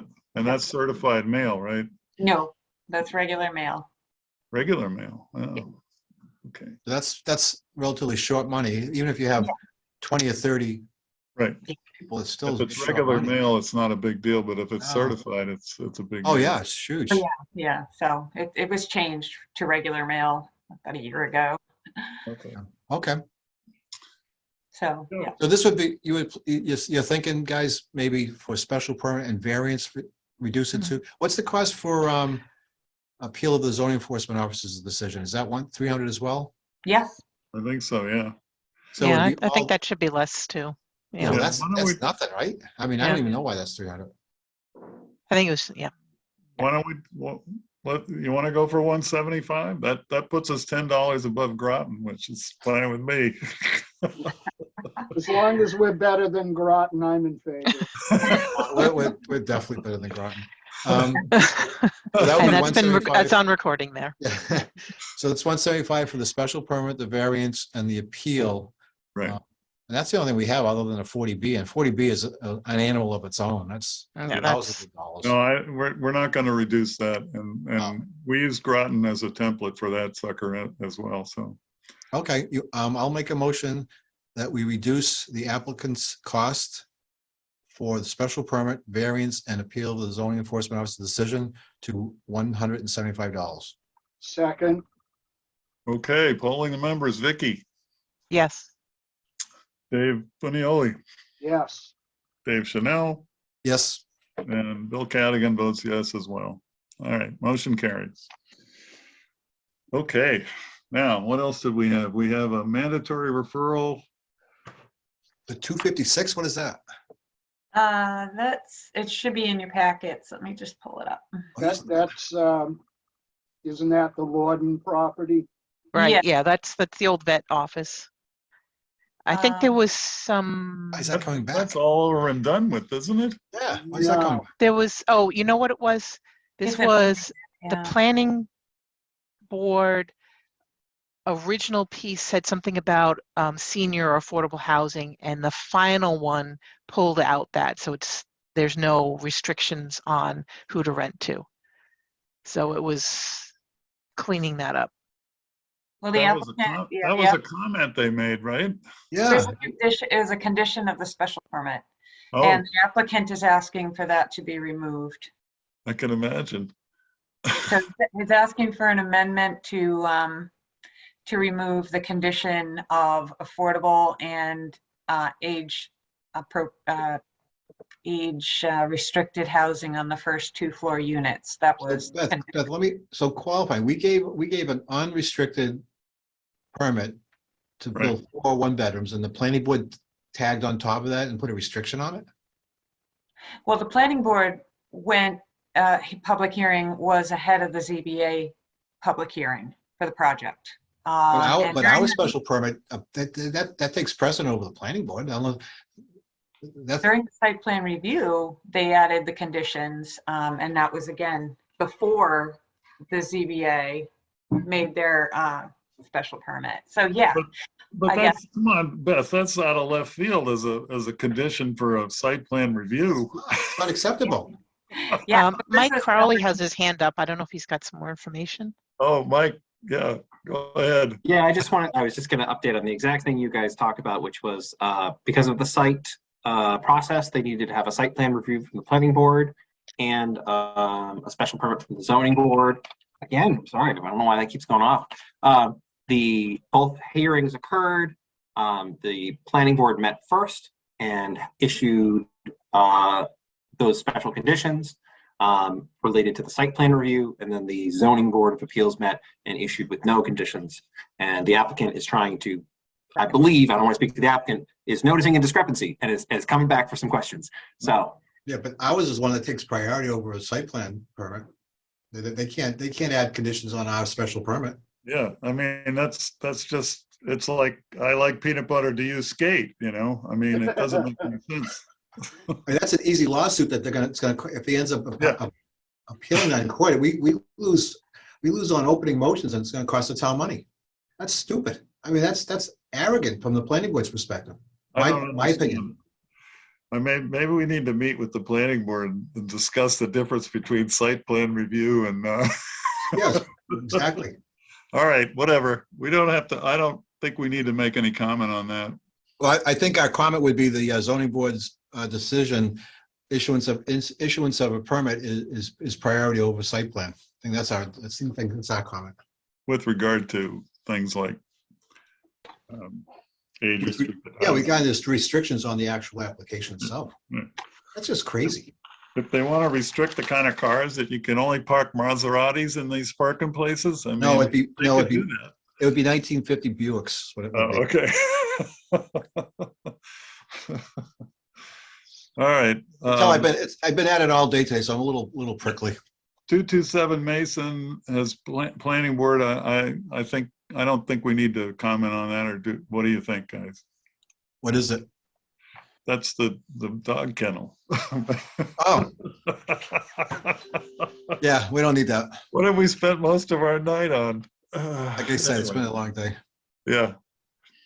Okay. So just put no comment on that one, please, Beth. All right, land use presentation. Oh, I wanted to hear that. But is that something we have on software here, Beth, under the correspondence? That's Mike Crowley is here to help you with that. Well, you're getting your money's worth today, Mike. Oh yeah, I get as much as I can get. And the reason I have my camera off is I'm working on something else when you guys are busy with that. So you're not losing any money on me. Yeah, thank you very much. I just wanted to come and do a quick presentation talking about things relevant to the MBTA communities, state requirements that were put out under the Zoning Act. So I know there's been some discussion about this, but the state did finally issue their final guidance.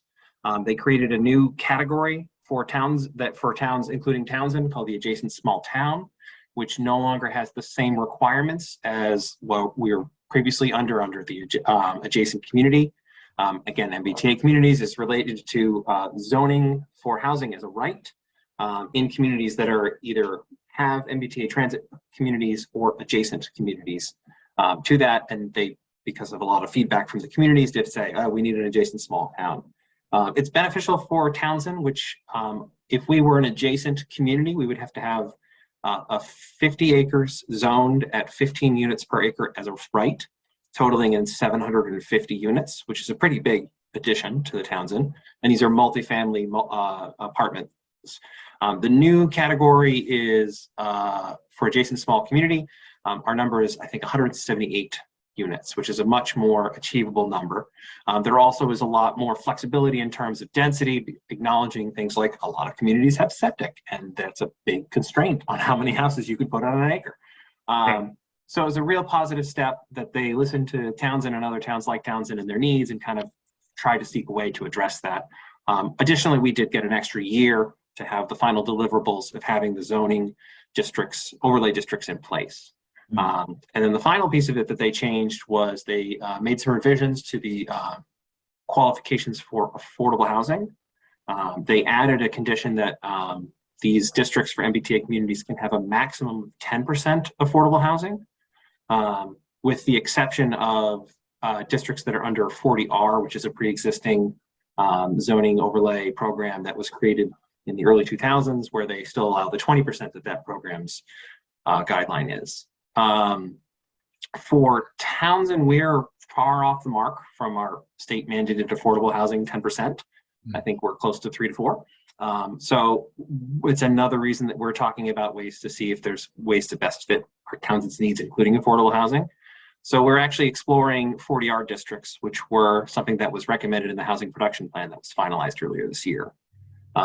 These 40R districts, again, are zoning overlay districts that we're looking at for specific parcels in town, making sure that they have adequate infrastructure and how these are going to impact traffic flow. We're currently planning on putting together, we're working with MRPC, the Massachusetts Regional Planning Commission, who has, we've got a contract from a grant for them to support us. They're helping us with some feasibility assessment on specific sites and helping us with some bylaw recommendations for creating these 40R districts.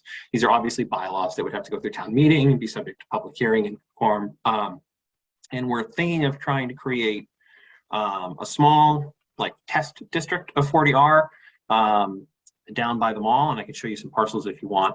On just 3 parcels, put it out there, see if it does in fact meet the needs of the town.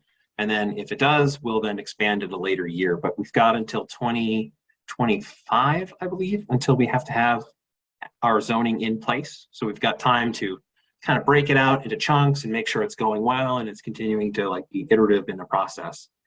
40R also has some incentive programs where for 40R, if zoning is passed for 40R and there's basic infrastructure in place, you're entitled to a one-time payment from the state, depending on how many units are put in or zoned in the capacity. For every unit that gets built, you can get an additional $3,000 per unit. And if there are any school-age children that reside in any of those units, the state has an additional subsidy that they provide annually for schools based on, it's a calculation of like property assessment versus costs. I'm not going to go through the whole process with you because I don't understand it, but there is like a secondary, so there's the 3 tiers of funding. One of the reasons we're really exploring this, aside from the housing production plan calling it out and that affordable housing quality, is because, this is a state mandate that this Townsend has to have this zoning. There isn't any specific funding aside from the funding for contractors to help get this implemented. And while it is a zoning specific amendment or requirement, it is also anything that gets built is going to be an additional cost and infrastructure to the town. So it seemed like a good choice to choose the option that would provide some funding to help offset any costs if anything was developed. So that's the long takeaway. The long, Before I go any further, what's that? That was the long, short answer. That was the long, short answer. Yeah, the long, the bylaw is going to be 15 pages long. Like that's the long, long answer. Yeah. I mean, not only would I miss my supper, I'd miss my breakfast tomorrow morning, right? Yeah, no. really. We're going to settle in with some ice cream and everyone at home when we go through Oh, that. boy. My point of clarification, you said down near the mall. You mean down near Hannaford's? Correct. In fact, so explain that just a little bit short. Sure. And maybe it'd be helpful if I put a map up just so everyone is kind of looking. And these are just preliminary sites where we're exploring feasibility that seems to make sense. Hartley, can I get screen sharing permission?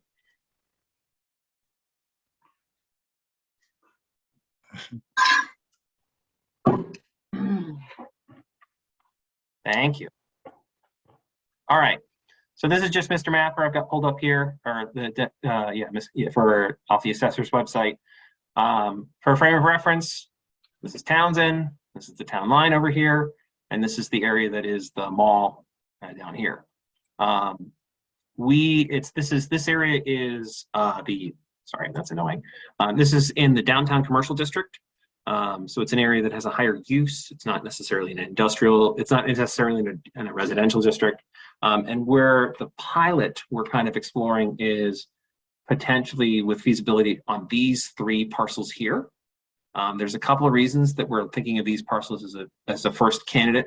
One, there's already a lot of wetlands on the parcels, so that would limit the amount of development that could happen, even though that some of these are larger parcels comparatively and could buy at 20 units per acre or 15 units per acre could hold a lot. There's still that environmental constraint. It's an area that already has a lot of traffic flow. And so rather than putting a high traffic area with a lot of apartments in an area on a roadway that doesn't handle traffic well, be better suit. Under MBTA communities, anywhere we consider this overlay district has to be in proximity to kind of commerce centers, downtown centers, village centers, whatever it happens to be. So again, this is an area that if there were residents living in this area, they could walk to the grocery store, they could walk across the street to the school.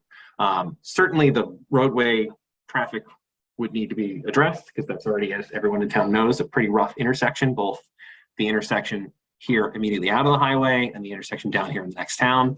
Yeah, so that's again part of it. And Yeah. that's a traffic light. That's needed. Yeah. For years. Mike, we have those, one thing, every day I drive down 119, Groton has all these nice little pedestrian lights that they just get near and the freaking Christmas trees light up, they go off like crazy and everybody stops. How come, I wonder why we couldn't get those, I know it's a town thing. You know what I'm saying? Just a couple, but are you talking I'm about? wondering if that was part of the Groton Hill Music Center contract. I know they've had those for 5 years, the ones downtown. But They use them in the National Seashore on the Cape too. they're really nice. But Mike, this property you're talking about, is it owned by this Marvin Calderon? So these 2 parcels here, I don't know if you can see my mouse. These 2 parcels immediately adjacent to the mall are owned by the same person who owns the mall. And that was another reason that we were considering these, is because he had actually reached out to us saying, hey, we're interested in doing some high density housing. Can you let us know if there's a feasibility for zoning in this area? Nice. Okay. Yeah. So that was one consideration. Michael, another question. How far away are you from the Squanicook with those parcels? So the Squanicook is here. Yeah. So you can see the river down there. So these areas are more than 200 feet from the Squanicook River, but there is, as anyone who's been down this area, a lot of wetlands in this area. So right, I know. Yeah. I have a hard time believing that high density would make sense down there, but whatever. Yeah, well, so it's part of it is exploring that feasibility, and there's a lot of state metrics to go through that are unfortunately like both rigorous and parcel specific as to what could be put or put not in this. So when the applicant reached out, they had done some preliminary feasibility, I'm sorry, not the applicant. When the owner of those two parcels reached out with like a preliminary, hey, I'm just seeing what's feasible down here. They had just done some preliminary calculations, and they thought they could get 30 units on those two parcels that they owned. 30 units? 30 units on those two parcels. Those parcels total in, this is always annoying to click on. So this one is 2 acres. This one is 1.2 acres. So those two is 3.2 acres. So under MBTA communities, the original guidance, we were required to have 15 units per acres. So that zoning would, for those size parcels, would be about 45 to 50 units on, say, 3.5 acres under the original guidance. Again, while this is zoning by right, it doesn't sidestep any other processes. So you still have to go to the Conservation Commission for any kind of review. You still have to go through the Building Commissioner's office to make sure that anything along the construction is safe and good for the community. We're just kind of exploring the feasibility of this area. One of the other benefits of this is it is very much on the edge of town. And we've heard a lot of comments from folks about concerns about high density housing impacting the overall feel of the community. And so, for example, areas like West Townsend, which are very rural, putting a huge 45 units on the middle of Main Street right in front of a farm field would be a different character than just the farm field. And so this area is one that it visually, in fact, a lot of people thought this was not part of town because the Welcome to Townsend sign is kind of in this area here. And so people didn't even realize that there are multiple parcels before the town line. So again, it had a lot of things, at least on looking at the satellite level, that made them like a good test area to see if they could be feasible. Mike, can I ask you a question? Sure. What you're suggesting versus a friendly 40B, where the ZBA is the all-inclusive permitting authority. Not 40B, 40R. So 40B is something that developers can get if we are not, if there's some issue where they are not under, there's an affordable housing. I think we've done 5 or 6 of them on the zone since we've been on the board. Yeah, but 40R is different though. Okay, but what I'm saying is a 40B more conducive to this, so where you could just put it all on the zoning board or whatever? Well, no, the problem, David, is it has to be as of right, which 40B is not as of right. It's not as of right now. Okay, that's the answer. Yeah, that's the big reason that 40R has been a program that's been around for almost 20 years. Townsend has not moved forward on it. One of the reasons we're really exploring it now is because we have a requirement to have high density housing zoned in the next few years. And under that kind of umbrella, what's the best way to achieve that seems to be 40R districts. But, Michael, I think you have a problem though with going more than 8 units per acre with our age restricted bylaw, I think is 8 units per acre, and the Board of Health is comfortable with that. But you're talking about going to how many? 16? So under the MBTA requirements, they talk about as many as 15 units per acre. Now that again doesn't necessarily translate to buildability. Right. It still has to go through the Board of Health and septic provisions and things like that. It's just the zoning aspect. And in terms of, isn't that a bit of a bait and switch to advertise 16 units per acre, and you get to the Board of Health, they say, oh, sorry, only 8 is the most we'll allow. Well, so I appreciate that. The Massachusetts law requires the compliance with the MBTA communities law. And so we're following the compliance that is directed to us by the law. So now, it's the DHCD's bait and switch, not ours. Okay. we just want to make sure that, so one of the reasons that we're pursuing this in this way is we want to make sure that our whatever we're doing is being, we can work on the 40R, we can work on the MBTA in our own way at this time, even if it doesn't necessarily fit with a lot of what else we have in Townsend, we at least have some mechanism to control it. There is a lot of concern that if, in addition to a lot of funding opportunity that we would lose if we didn't comply with 40R, there's a big concern that the state would just grant every developer 40B and the ability to ignore zoning because we're not in compliance. They So- they pretty much do that anyway. That's So what 40B is. Well, I don't want to have less sympathy in the state land court if at all possible.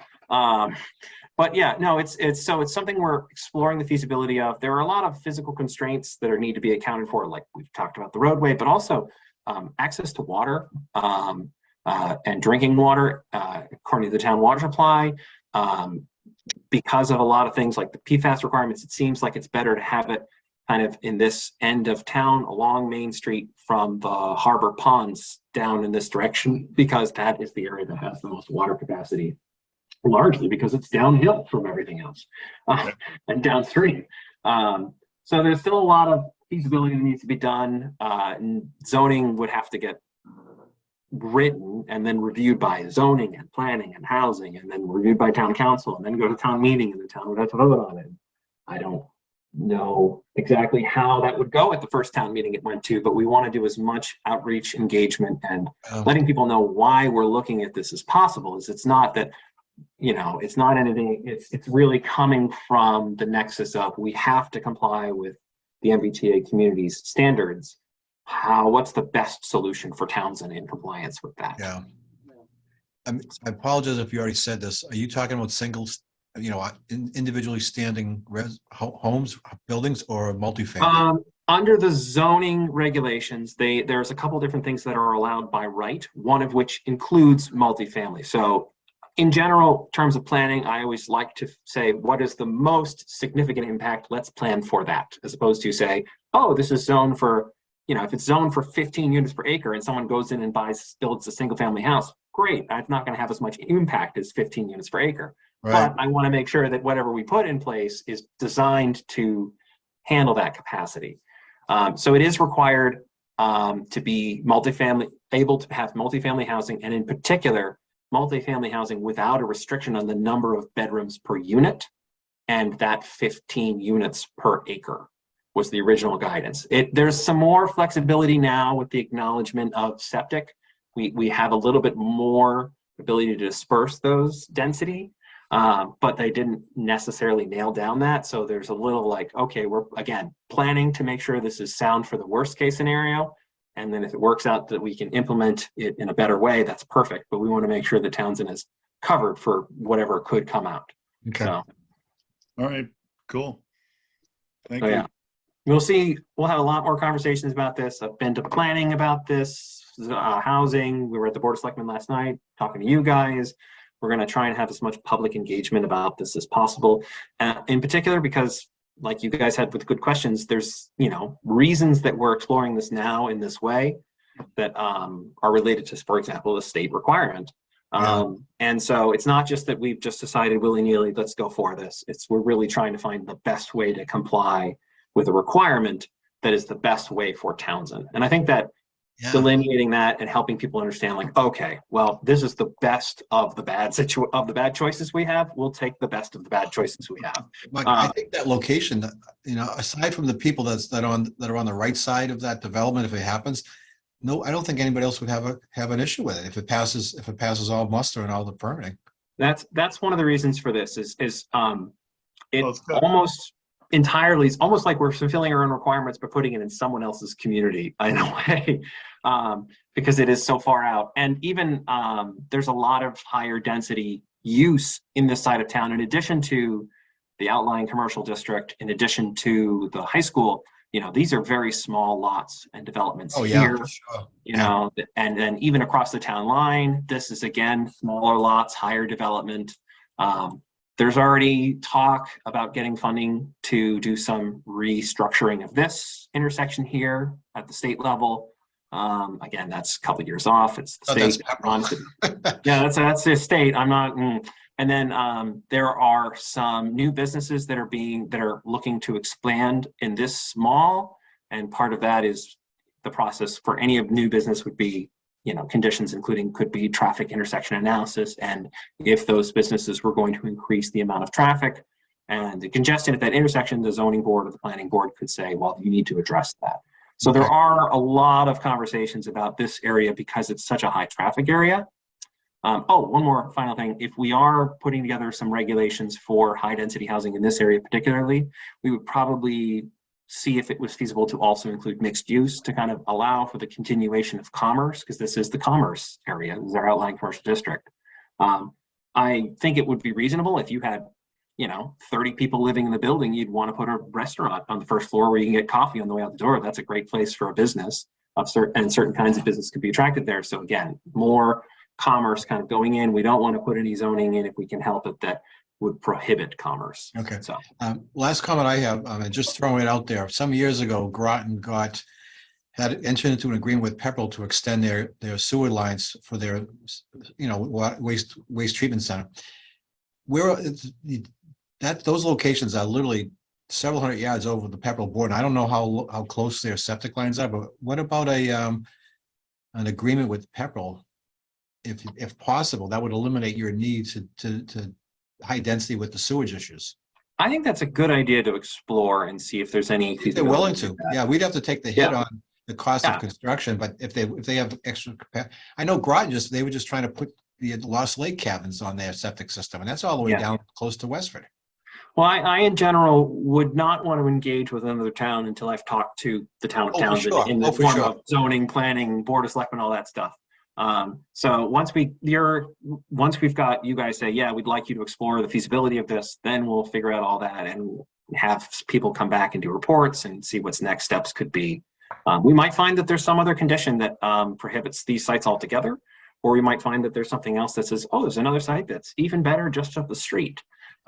You need a motion up from us, or just to acknowledge? No, this is just, again, more public engagement, and in particular for you folks, because I don't want to come down 6 months from now or have someone come down 6 months from now and talk about this and be like, wait a minute, this is the first time we ever heard of it.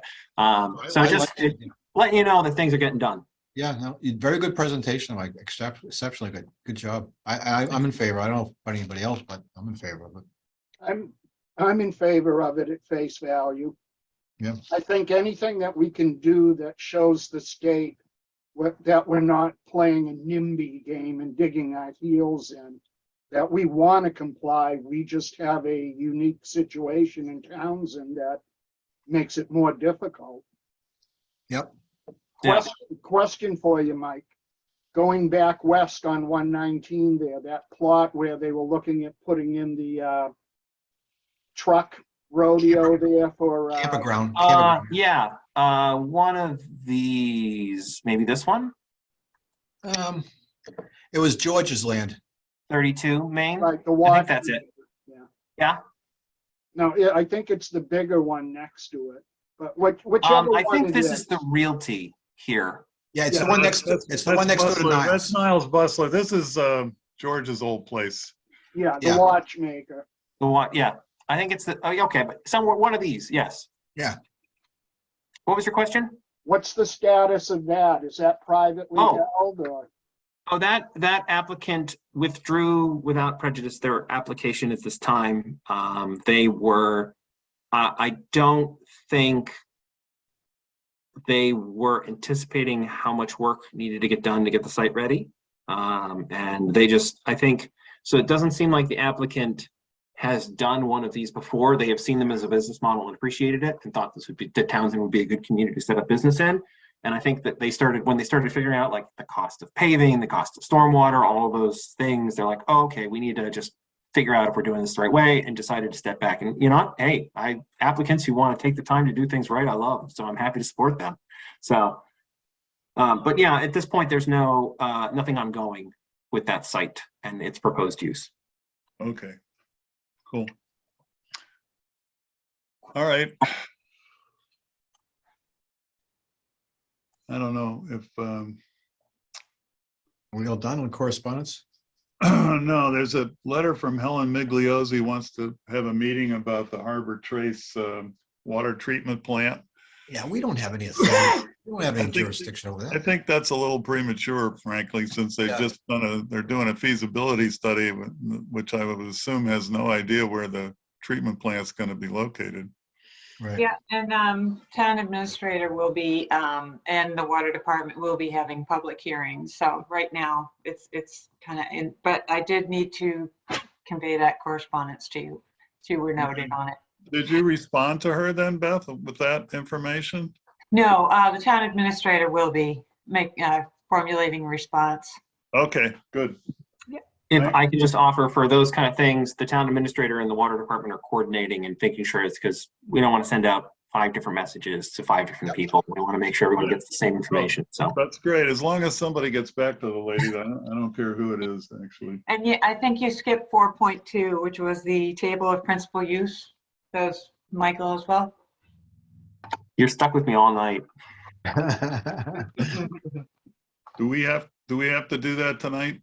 Because I'm turning into a pumpkin pretty soon here. Yes. What did you want done with that, Mike? Well, I the can keep it super short. Yeah, because I was asked about that too. Bill, you know that storage place up on 13? Yeah, the old spaceport. Yeah, so the guy wants to sell it, and the question is, does the special permit apply to the and that's the issue, right? Or is that a different issue? No, No, actually not. Oh man, I was all set to go off on that. That hearing, we've got that hearing scheduled. You cannot discuss. Okay, I can't discuss that. No, that was just, so I'm just Sorry. gonna give you the super fast version because I respect that we are coming up at 8 o'clock at night. And I'll just do that by sharing my screen one last time, hopefully. Bum, bum, bum. Okay, so you guys have seen this before. I sent this out to you in email. This is a document that I put together that is the table of principal use regulations related to zoning. This has just been a review of all the different bylaws, all the different regulations, past precedents set by permits and things like that. We've got a lot of feedback from community residents, but in particular businesses, that one of the primary challenges to considering Townsend as a business is they don't know what they can do and where. One that I just chose as a real example is we get several requests over the last 4 months from different applicants asking about, can I put self-storage in the industrial district? And it's not specifically mentioned in the industrial district. It is something that is specifically mentioned in the downtown commercial district. But for those people who reach out, I have to look in the bylaws and say, this is the bylaws, this is what's specifically included and not included. And the fact that just people have to call and ask these questions and there's no quick way for them to get that reference, and it's just something like that. So this is something that was circulated to the building commissioner, the planning board, the zoning board, and I've gotten feedback from some of you guys, some of the planning members, the planning commissioner. This is not anything new. This is just kind of a consolidation in an easier format of what's allowed or not. So that's a beep that I don't have to worry about. So it's just got a breakdown of the different districts, what is allowed, isn't allowed. If it says ZBA, that means you need a special permit from the ZBA. If it says PB, you need a special permit from the planning board. If there's an asterisk, it just means there's extra stuff involved. And rather than cover it all on the table, it at least gets you to say, oh, okay, I'm going to do multifamily development in a residential district. I'm going to call and ask the planning board or their administrator what the right thing to do is before I try and do some work or something like that.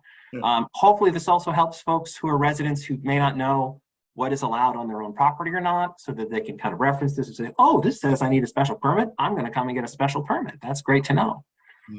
It's a kind of a consolidation of stuff.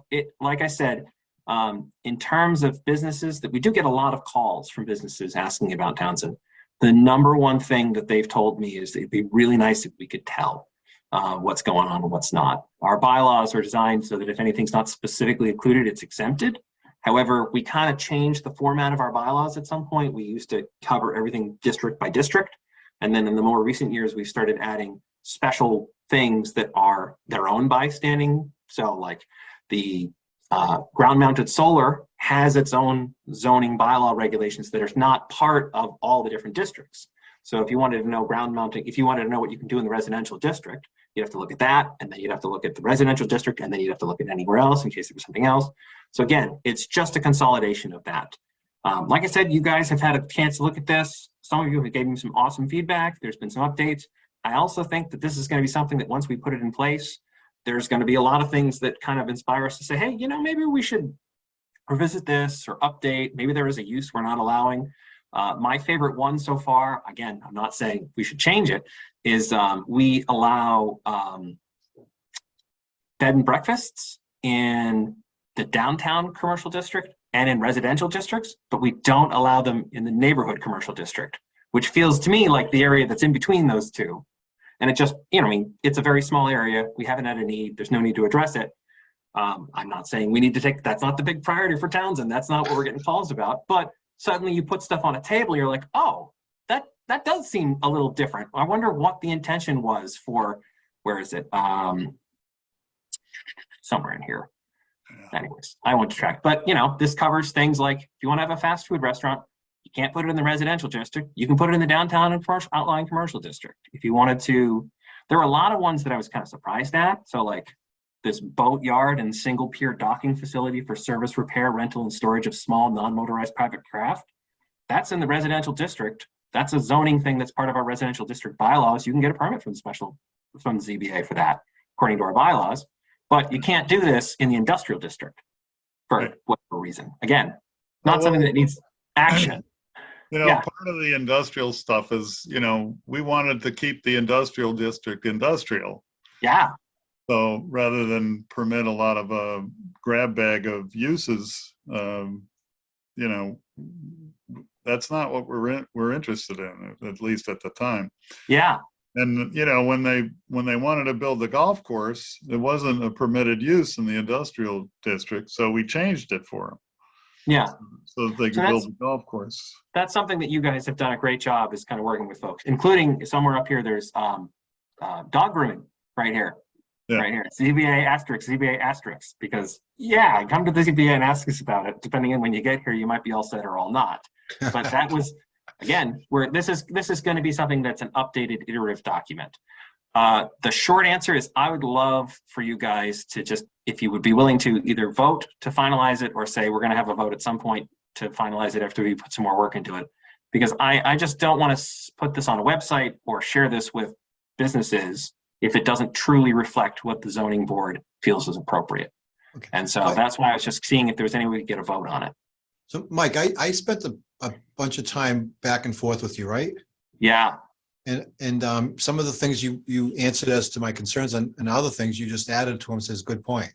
So I was all set with the stuff that I looked at. I mean, I don't have the length of experience that Bill does. I mean, Bill actually had a hand in drafting the bylaws back in the 1960s.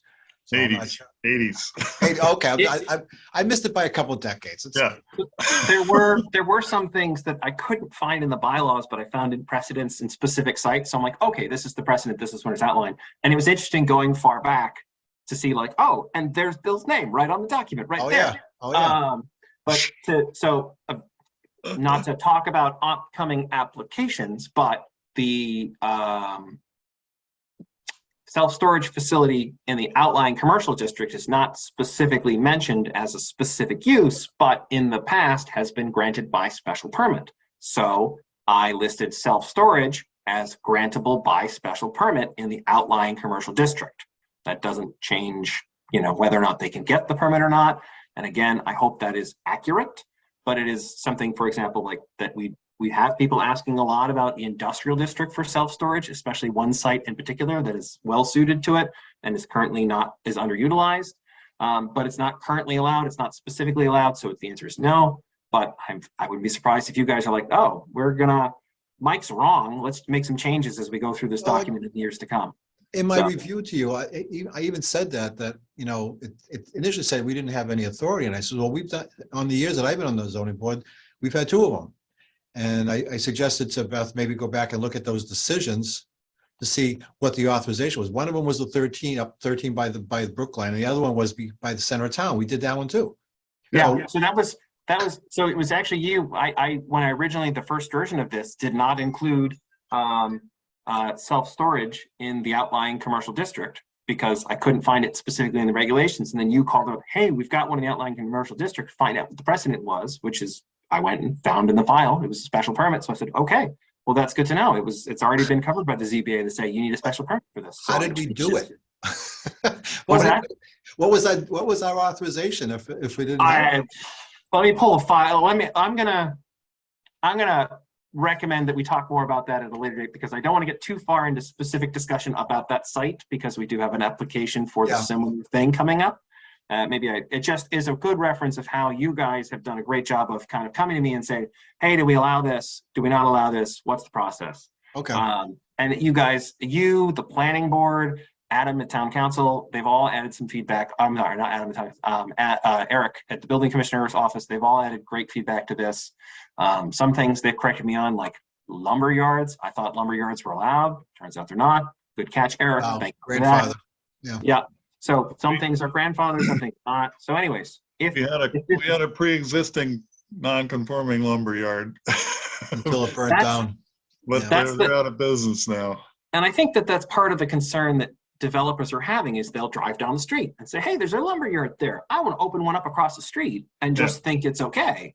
And Right. then not lumber yards, I'm just using it as an example. So they get there and they're like, wait a minute, what? I can't do this? I see it. I'm looking at it. It must be allowed. Yeah. And so it helps overall, I think, with both businesses considering coming to town, residents considering to see what uses they are. Hopefully it helps with a lot of cases of folks who have stuff that they aren't up to date on their special permits and their zoning on. They might see this and say, oh, geez, let me come back and get this and get caught up and up to speed on, what's Yeah, that's necessary. good. That's good. I So- like it. Yeah. So you're looking for a motion for us tonight? If that's what you would like, that if you feel comfortable making a motion to approve it, and if you want to approve it, that's great. If you would like more time with it, I think that's very reasonable, but it would be nice to know what the timeline you guys need is so that if you need support or anything like that, that can get arranged. I don't think the motion would have to say it's not locked in a vacuum. It could still be adjusted, amended. Down Yeah.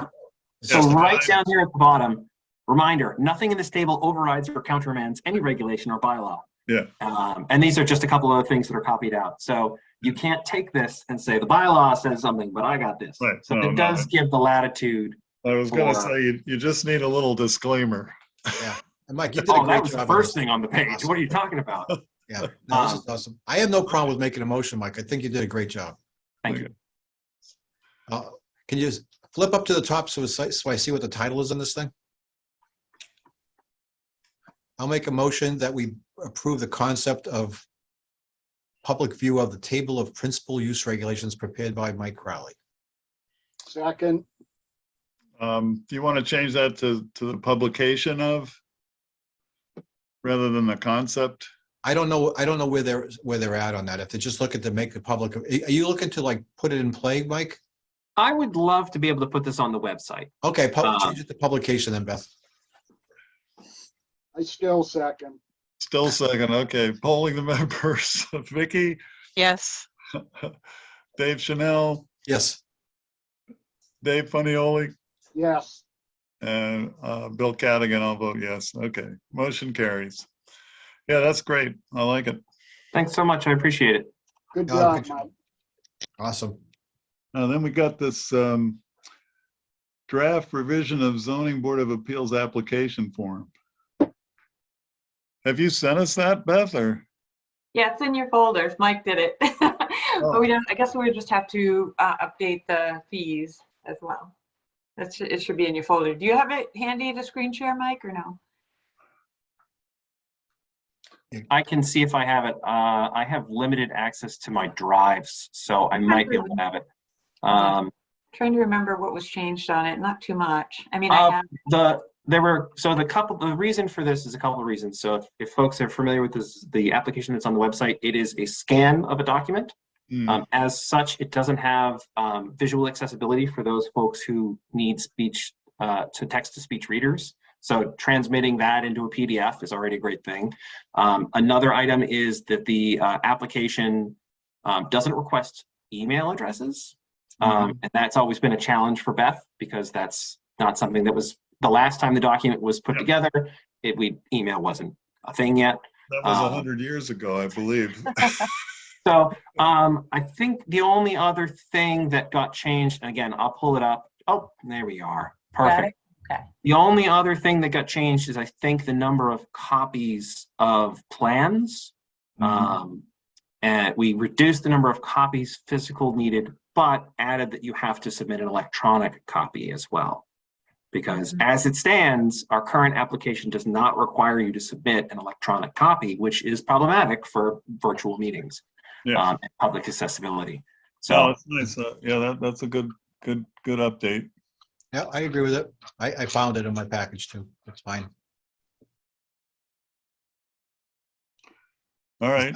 Is that by vote or we just say, okay, go for it? I'll leave it to you. I don't think it needs a vote because I we're don't not think, changing I don't anything. think so, It's just- Mike. I don't think so either. Okay. All right. Make it so, number one.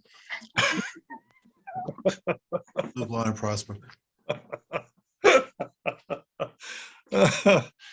Okay, then we've got copy of the approved Townsend master plan. I'm not going to read that tonight. That's Thank you. 312 pages. I'm turning into a punky as we speak. Right.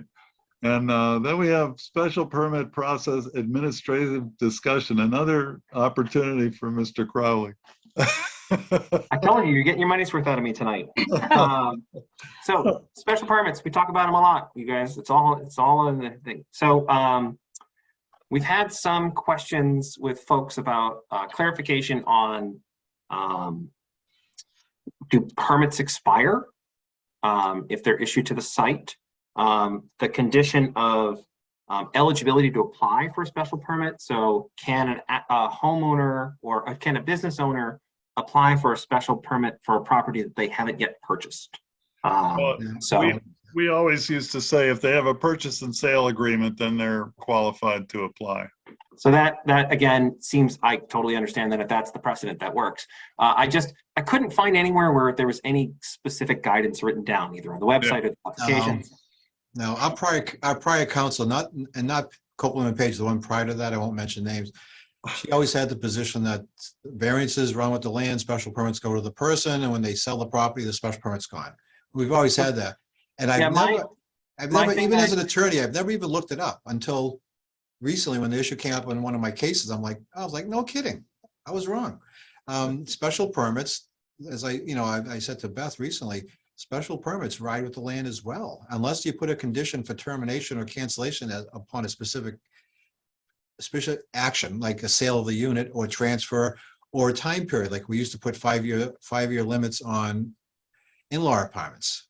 But other than that, if we don't put a timeline or a restriction or termination because of a specific event on our decision, according to the case law, it continues. So I learned that 6, 8, 9 months ago, there was an online seminar from the state. And of all people, it was a lawyer from Copeland and Page that presented the seminar. And that's when I heard him say the words, special permits are forever, just like variances. I went, what? Yep. And then come to find out they carry the force like a variance. Once you grant it, unless you restrict it, it's there forever. Yep. Yep. The only discussion in the actual statute on the special permit, 48, 9, and 10 or whatever it is, talks about that you can condition termination upon an event. Right. So it doesn't say it terminates. It doesn't say it continues forever. It just says you can terminate it upon an event if you make it as part of a condition in the permit itself. So you have to assume or make an assumption that that it continues. So that's good to know. I confess I had misinterpreted it, and I have been telling people the wrong thing. I thought that special permits were conditioned on 3 things: the use of the property, the location of the specific of the property, and the owner. And if any one of those 3 things changed, and it sounds like if, for example, your use changes and you have a special permit, it doesn't automatically apply. Right. And obviously you can't take a special permit with you to another property. Right. But that owner piece is not actually conditional. That can change. Not by statute. Yeah, it's not by statute. Okay. All right. So is there any way that we could just capture some sort of language? I haven't talked to anybody because Beth brought this to my attention. I've been talking to my partners who does more real estate. What a lot of towns do in this area, if you have a special permit, you issue it with a cancellation clause upon transfer of the property. So you can condition that, and you can say you don't want to do 5 years. Like we were getting killed with these in-law apartments. Every 5 years they were coming back, you know, and Right. you know, but if you say the term, and shall terminate upon transfer of the property, period, make that as part of our boilerplate. If everybody agrees to that, I think that's appropriate. Makes people, and that allows you to revisit the use and, you know, do checks and balances in the future. That's what I think. I'd go along with that. Yeah. What do you think, Mike? So we just need to write this up so that everybody knows. Yeah, honestly, you guys have the authority on this. Whatever you think is fine. I just don't want to be telling people the wrong thing. And I apologize to the community. you I've don't been want doing them.